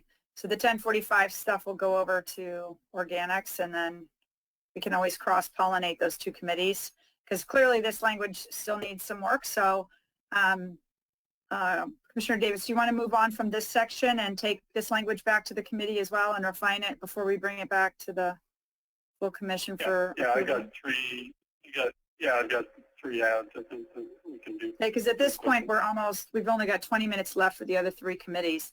So we're going to have to zip through these next, Well, yeah, we're not going to get through them probably. The one that, well, there was SABRAC, there's ARB. We've got more chairs. So if you want to go to the other committees, let's do that. We're not going to get through the 32 items that we're prepared to discuss today. Well, there was one that we've heard several times on state agency by recycled campaign. That one seemed to me to be the most close to being. Yeah. Maybe we could just go through that one and see if there's any feedback on that, or if this one's getting ready to be put in. Yeah, so the first set of recommendations that we were working through have to do with increasing demand for materials. This is more specific on products, so particularly high quality value-added products. So, and then the state agency by recycle campaign is an effort to require state agencies and the legislature to purchase recycled content products and track those purchases. So it's a way to increase demand for products. A lot of these recommendations are specifically brought forward by CalRecycle in their annual review of the process. But the first couple of recommendations, I think, came out of the committee discussion. Actually, the first 3 or 4 now, as I'm rolling forward. And it has to do with verification of recycled content claims. In the current SABRAC process, the claims for recycled content are self-certified by companies. So company says we use 75% post-consumer paper in this product, and that's the claim. And they can submit backup information, but they're not required to. So what we're suggesting is to begin to establish a process to develop a third-party verification of recycled content. This kind of has reaches further than just the SABRAC program as you move into recycled content verification for other products. But again, it seems to be a gap in the process to allow self-certification. Kind of contingent with that is to begin to compile life cycle analyses when available by category of products. The state of Oregon is making a similar recommendation around building a resource base for LCA's life cycle analyses that show the impacts of products, including the end-of-life impacts, but also the manufacturing impacts. So recycled content could be a specific finding in an LCA, but the life cycle analyses usually look at a broader range of impacts, including toxicity, human health impacts, acidification, and so on, greenhouse gas impacts. And then the third item, number 24, which is the third item in this set, to incentivize and include durable, reusable, refillable, and repairable options when possible. So begin to focus on the reuse aspects of products, again, with some substantiation, not just claiming this product is durable. I think the state's 1335 process on reusables is beginning to set forward some standards, at least for food service items, but begin to address that, have that as a category, and then when it is repairable, to require the information on purchases. And the specific recommendation is to require repair information for all purchases. If they cannot be repaired, let that be known. If the repair requires boxing and shipping something to the Midwest to have a battery replaced and then have it returned, let that be known. If the claim is that the user of the product can replace a battery, provide that information. And then along with that, there be preference to vendors who provide the state with the information and materials needed to make repairs, manuals, repair parts, and diagnostic tools. So those were all, that first set were all specific, brought forward by the committee. The next set have to do with CalRecycle's recommendations. And although the committee did modify the recommendation on number 27, there is no enforcement mechanism in statute. So there's CalRecycle would like to have an enforcement mechanism, and we're saying it should be an effective enforcement mechanism for non-compliant state agencies. And then the next sentence said enforcement should be equivalent to the level held by local jurisdictions. So there's enforcement for local jurisdictions under some of the grant programs now, and then in the pending SB 1383 regulations, there's pretty aggressive enforcement for meeting purchasing requirements statewide, and the committee felt that those should be that the state agencies should be held to the same level of enforcement. And then number 28, 29, 30. and the subsequent one are Cal Recycle recommendations to clarify that SABRAC covers all purchases of goods by the state agencies and contractors, and I think the contractors has been a question and a loophole. Clarify that SABRAC includes service contracts where the contractor is purchasing reportable recycled products in the performance of the contract. Revise product categories and minimum content percentages and update those every 3 years as materials progress. And then the last two, remove requirement to purchase only when available at the same or lesser total cost than non-recycled products, not make that a requirement. And require annual mandatory online training for procurement and contracting officers around the existing requirements. So SABRAC is administered by Cal Recycle and General Services agencies. Some of this would require legislation. Okay, Commissioner Dell, I think you have a comment? Yeah, I saw the comment about LCAs, and I put a word of warning around those because they really need to include death cycle assessments. Most of the LCAs actually only look at through end of life and then not actually end of life. And I haven't seen, I think, any plastics ones that actually look at the impacts of exporting plastic and pretending to recycle it and the harms of plastic ending up in the food supply in Indonesia. So I would add death cycle assessment along with life cycle assessment to make sure that both of those are included if that's going to be a factor. Yeah, and we did talk pretty extensively about whether this is a factor. It really isn't. It's a compilation of LCAs, but it could certainly include what you're referring to as death cycle analyses, if that, but it's not a factor. We're not saying there has to be an LCA for every product, and particularly saying there has to be an LCA that's independently third-party reviewed and verified. So, although we do want verification of, in this case, recycled content claims. I want to mention on this issue of life cycle assessment.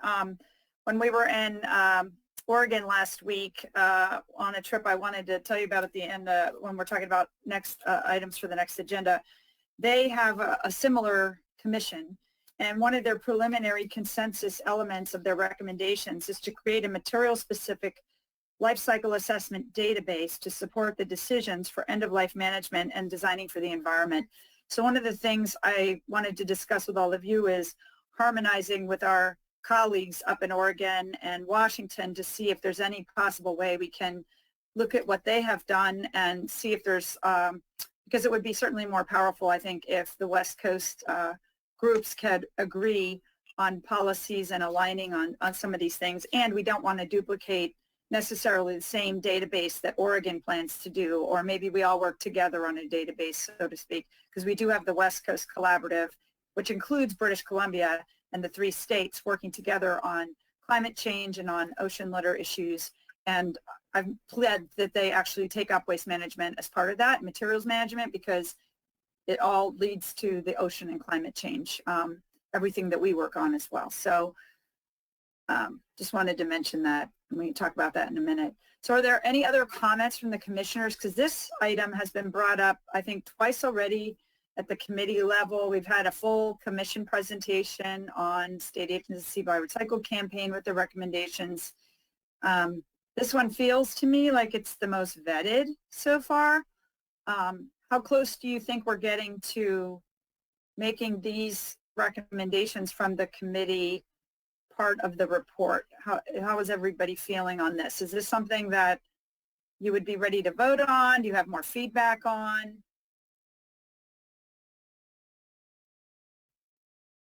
Crickets? I'd like to see one more round of revisions based on the conversation today before we incorporate it into the document. But as I said before, my thought is we bring it back one more time, we incorporate it in the document, and then when everybody can see it in context, then there's still additional opportunities to provide feedback.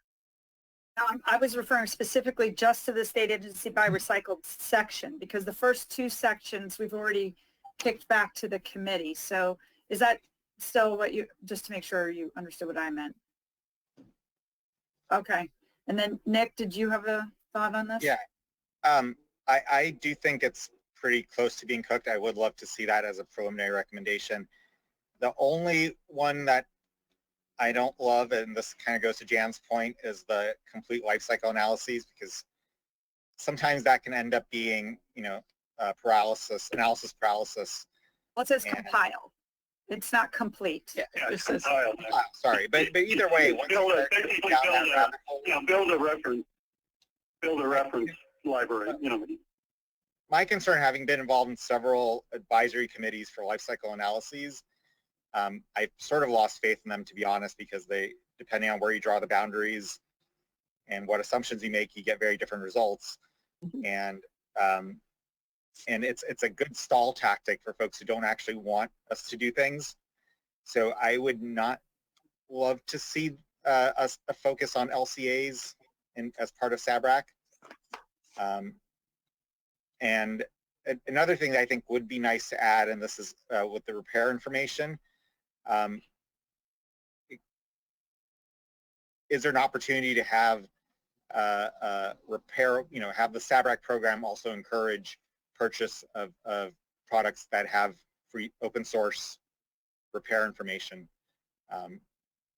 sort of a right to repair for state purchasing. I think that's 25. I Maybe think we it's need to number 20. Yeah, number 26 is preference.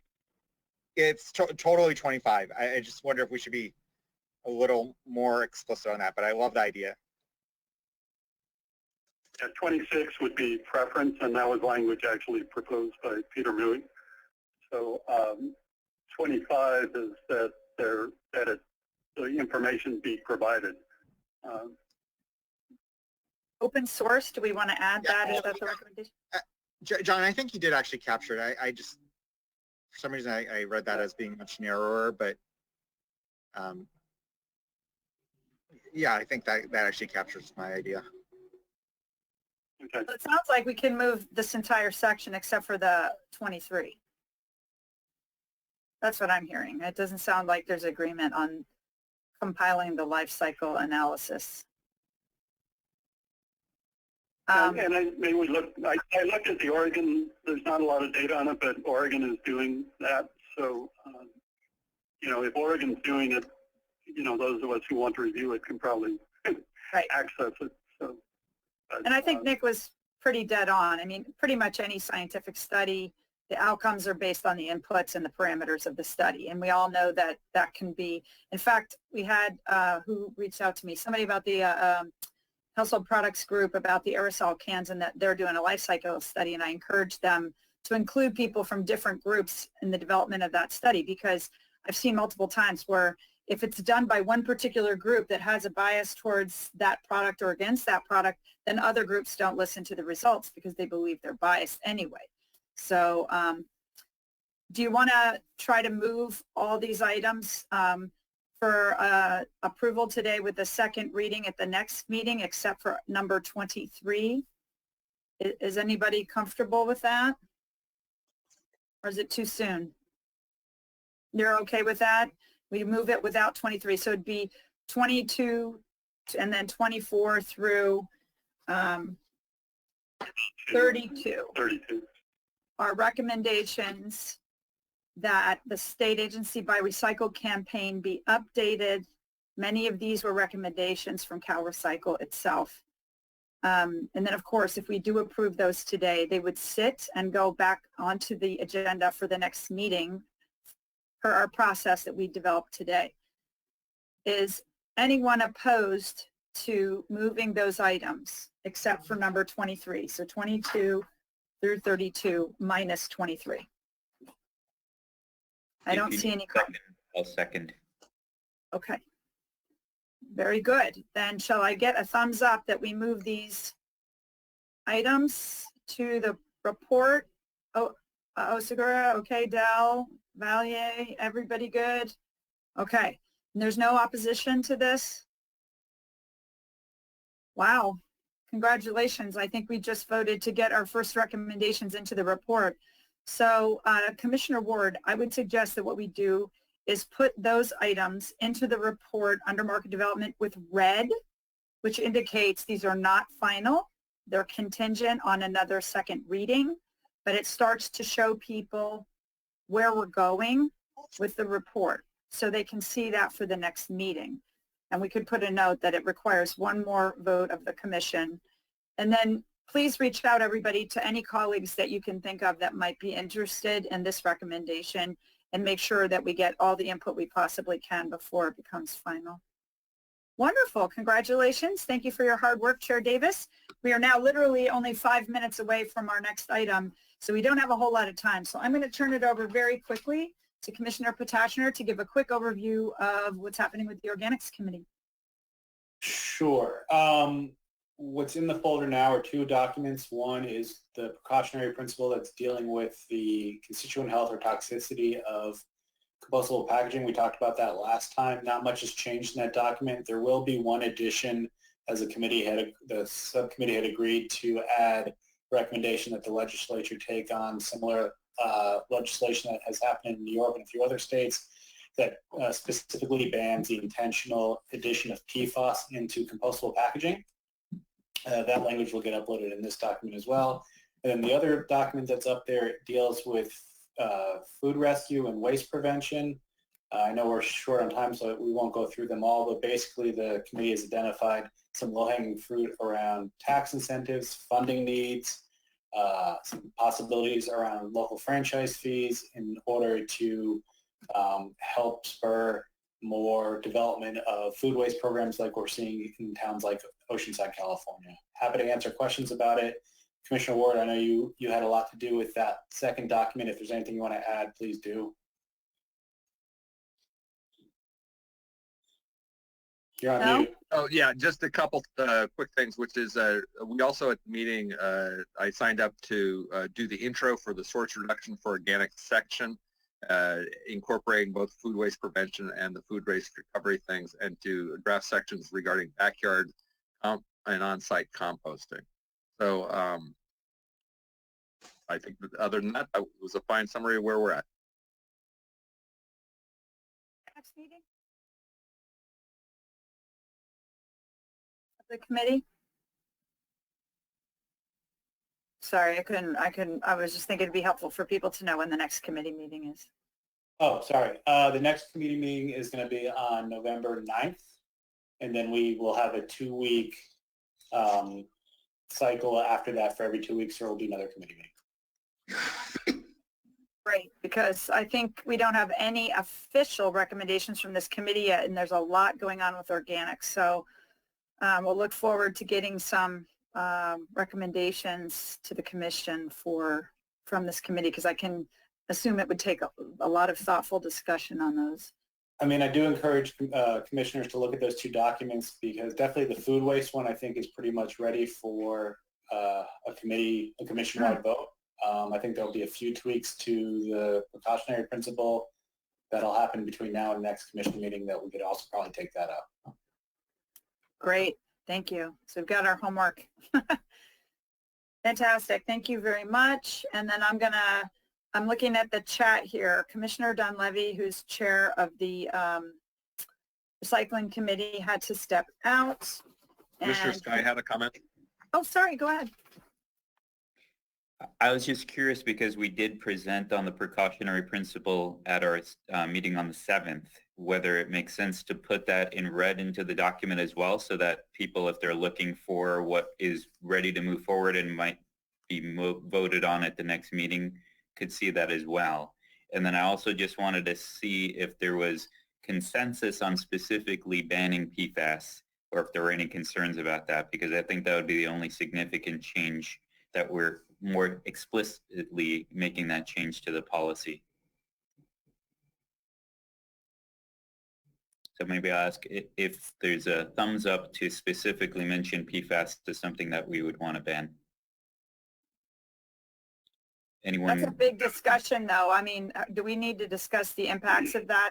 I know we just passed the law in California banning PFAS and the fire retardant, so there's kind of a precedent, and I think green chemistry is taking it up in textiles and food packaging. Commissioner Lapis, you're leaning forward. Do you want to weigh in on this? I was just going to say, we did talk about it at the Organics Committee.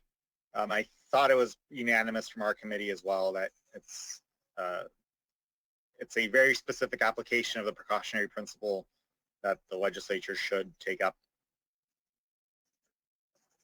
And I believe another state has introduced similar legislation. I don't remember, New York or New Jersey or something. New York. And at the Organics Commission meeting, what we discussed was really trying to create a system that was idiot-proof, which means that people need to just glance at the thing and know which bin it goes in. And at this point in time, they will glance at the paper plate, they will put it in the compost bin, and as long as it's got PFAS in there, that's a problem. And so that's why we have to be really clear about, no, this PFAS is the problem and you got to get it out because it's wrecking our compost.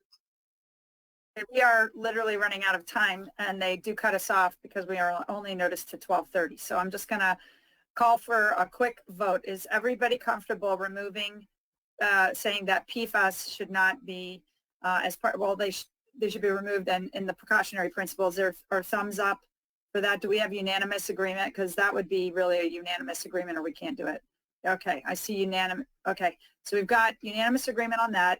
And then do you want to proceed with voting on the precautionary principle to put into the draft report for a second reading for the next meeting?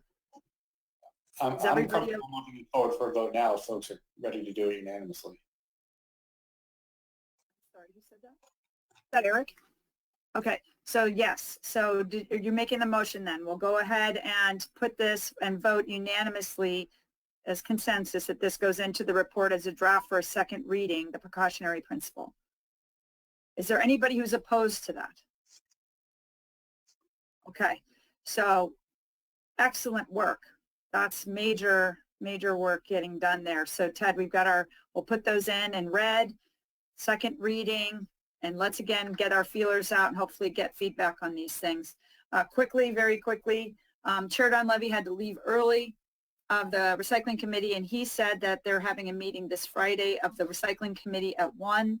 The design for recyclability policy discussion in Our Planet will talk about PET contamination from curbside programs, CRV commingled rate flaws, and increased demand from producers of thermoforms. So we'd love to hear from anybody who is interested on those issues to send comments to the commission and be available on the committee call at 1 o'clock on Friday. So with that, I'll turn it very quickly over to Chair Dell on the recommendations and the presentation from the Labeling Committee and Public Education. Quickly, you've presented a very complete kind of outline of labeling, and we had a healthy discussion.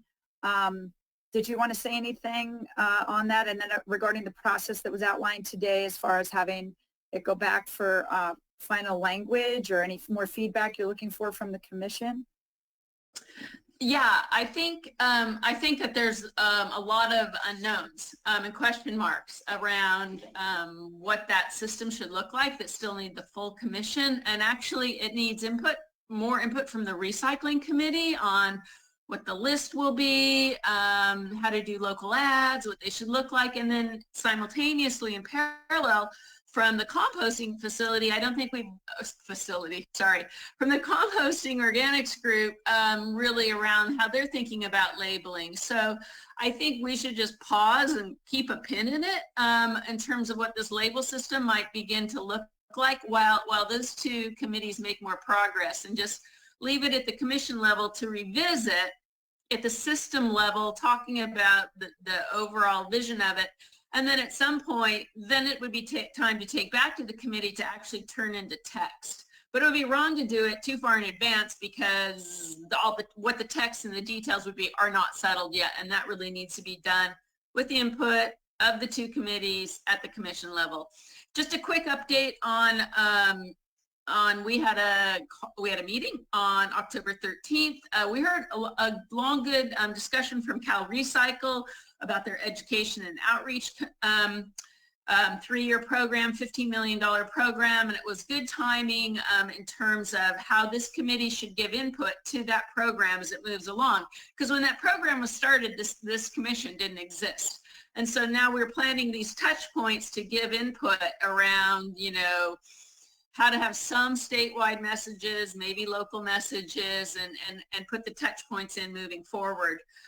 We also had a consensus agreement that the idea of identifying the top contaminants for recycle systems as well as compost systems, we would connect back with those two committees and work with them when it can go on their agenda to help talking about what are the top 5 things that really should get a do not recycle or compost and really need to be labeled as trash house, landfill / waste, word to be defined. And then we had a longer term discussion on things to look at next year around labeling, but those are things sort of in the future. And right now, in terms of scheduling the next meeting, we're really waiting to hear back from Cal Recycle around when would be the next point in their schedule of how this outreach is progressing, to touch back in with them. And then I also think it depends on when the two committees really get more definition around the inputs that need to go into the one major policy proposal that we'll be writing up. Okay, so I'm seeing no other comments. I guess the only question I have, it just seems, so the labeling committee recommendations that we've been given, are we planning then to get more feedback from the recycling committee and the organics committee on how to finish those, and at least so that you have more feedback? Right. Okay. We need their deliverables. We're a bit ahead of them. We need their deliverables to progress further around how do they want to label, what is recyclable and so on, and then bring it back to the commission level again at this concept phase, to revisit it at the concept phase with all the commissioners, 17 diverse opinions, looking at, you know, what's been brought together, have this discussion like we've done today, then take it back and start putting it into a text, then bring it forward again, and refine the details. But we need definitely to get to those two inputs and then look at it. You know, it's a very visual system, actually. It's not just a type word sort of thing. How will this all fit together at the commission level first before we really can understand how to write a policy, draft policy? Okay, then I think we should move on because we're about 5 minutes out with 2 closing items that are very important, except for there were a couple of comment letters that came in with some suggestions that I want to make sure. One was on the wipes and labeling of the wipes that were not flushable. And I was wondering, is that something that the labeling committee should look at? That bill didn't make it this year. It's labeling, but it's not really related because it's agreed that it's trash. They're plastic, basically. Yeah, I think that's worthwhile to put on the list to look for next year. Obviously, you already have policy recommendations that have been moved along, didn't cross the finish line. So that policy has already, you know, been discussed and can be put onto the list. It actually gets into what is flushable, what is recyclable, what is compostable, what is trash. So now we're adding flushable onto this, which actually should be very, very little. I've been in wastewater myself. Please don't flush stuff down the drain. I think it's going to end up with the trash label if these recommendations hold the way they are now. So that might actually be helpful. But I think that's really important. Now we're going to have to add this do not flush, and I don't know what other, you know, mechanism that could go out of your house. We might have to do a do not something else as well. Okay, great. And then the other thing is we're talking, I guess the next agenda item is future agenda items. So let me go over the things first that you've asked for and the things that are coming up on future agendas so we're all clear. November 4th is our next meeting. So Cal Recycle will give us a presentation, unless I hear otherwise, on conversion technologies and chemical recycling, what it is, what it isn't. If we can work it out, we'd like to hear from the public and maybe a little back and forth on that. The other thing that we've agreed to put on the next agenda is a longer discussion about the Basel Action Network presentation from today.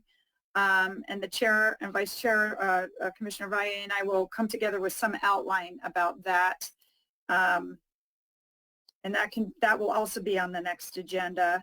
The other, is there anything else that you all want on the agenda for the next meeting? Do you want a longer discussion about the labeling again, for example, or do you want to hear what Oregon is doing and their recommendations from their stakeholder group? Would that be an interesting presentation to at least, because we can also just upload that report to the Google Docs so everybody can look at it and see what they've come up with. Would that be helpful? Well, I would personally really like to see that, since their recommendations, I mean, for folks who don't know, Oregon has a commission very similar to ours, and they just released their recommendations. I haven't actually looked at them, but if there's any way we could get David Alloway or somebody else to come and present those, that would be fantastic.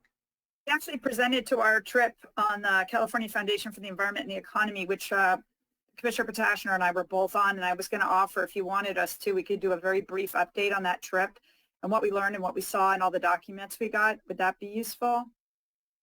Yes? It would, but I would also love to hear from David directly if we could. Okay, he was. I think there's some overlap, right? I mean, at least in what they were talking about originally, there seemed to be a lot of overlap. Yeah, there is definitely, and I definitely want to make sure everybody knows. So we've got 1 minute and they're going to cut us off. So I will look into getting. Yes, label, but further on, not next meeting, further on. We need to have the other things progress first, but so further on, we'll add it later. Very helpful then. Okay, and I'll ask David Alloway when he can talk about what they're doing. But I can post that report, upload it to the Google Docs. You can all, and the whole world can see it and know where it is. November 18th, we've got open discussion with stakeholders, and Assembly Member Eggman has agreed to come back. We've got December 16th, Secretary Blumenfeld has agreed to come back between 9 and 9:30. And you had asked about inviting Kip Lipper or talking about the bottle bill. Is that something you're still interested in, or do you want to have a couple commissioners go meet with him and get feedback, or would you like him to come to us? What do you think? Thoughts on that? Come to us. Okay, so we'll go ahead and request that Kip Lipper come and talk to us about where they're at with the bottle bill thinking and so forth. Through the chair. Commissioner Ward. Just future agendas, I'd like 5 minutes to briefly discuss the approach that we use within the document addressing waste prevention and source reduction. Okay. Oh, yes, we need to get on source reduction and what's happening. And the other question I have on that is, we did get a comment about EPR framework for household hazardous waste. And that has no home, really, the way we've set this up. So that was the question we had at the very beginning. Should that be referred to Commissioners Ward and Schneider for initial review and then maybe recommendations to the full commission? Or do you want, is that okay with everybody? Let's talk about those things. Absolutely. Okay. Very good. Then Chair I would Sample, say.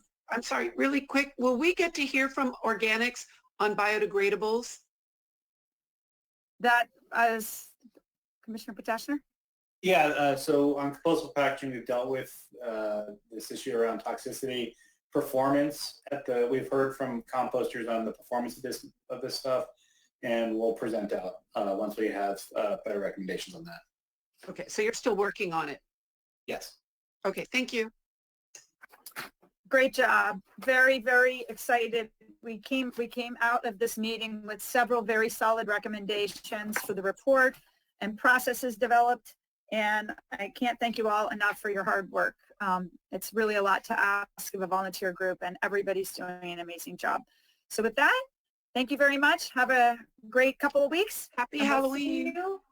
Yes, happy Halloween. Remember to vote. Happy Halloween.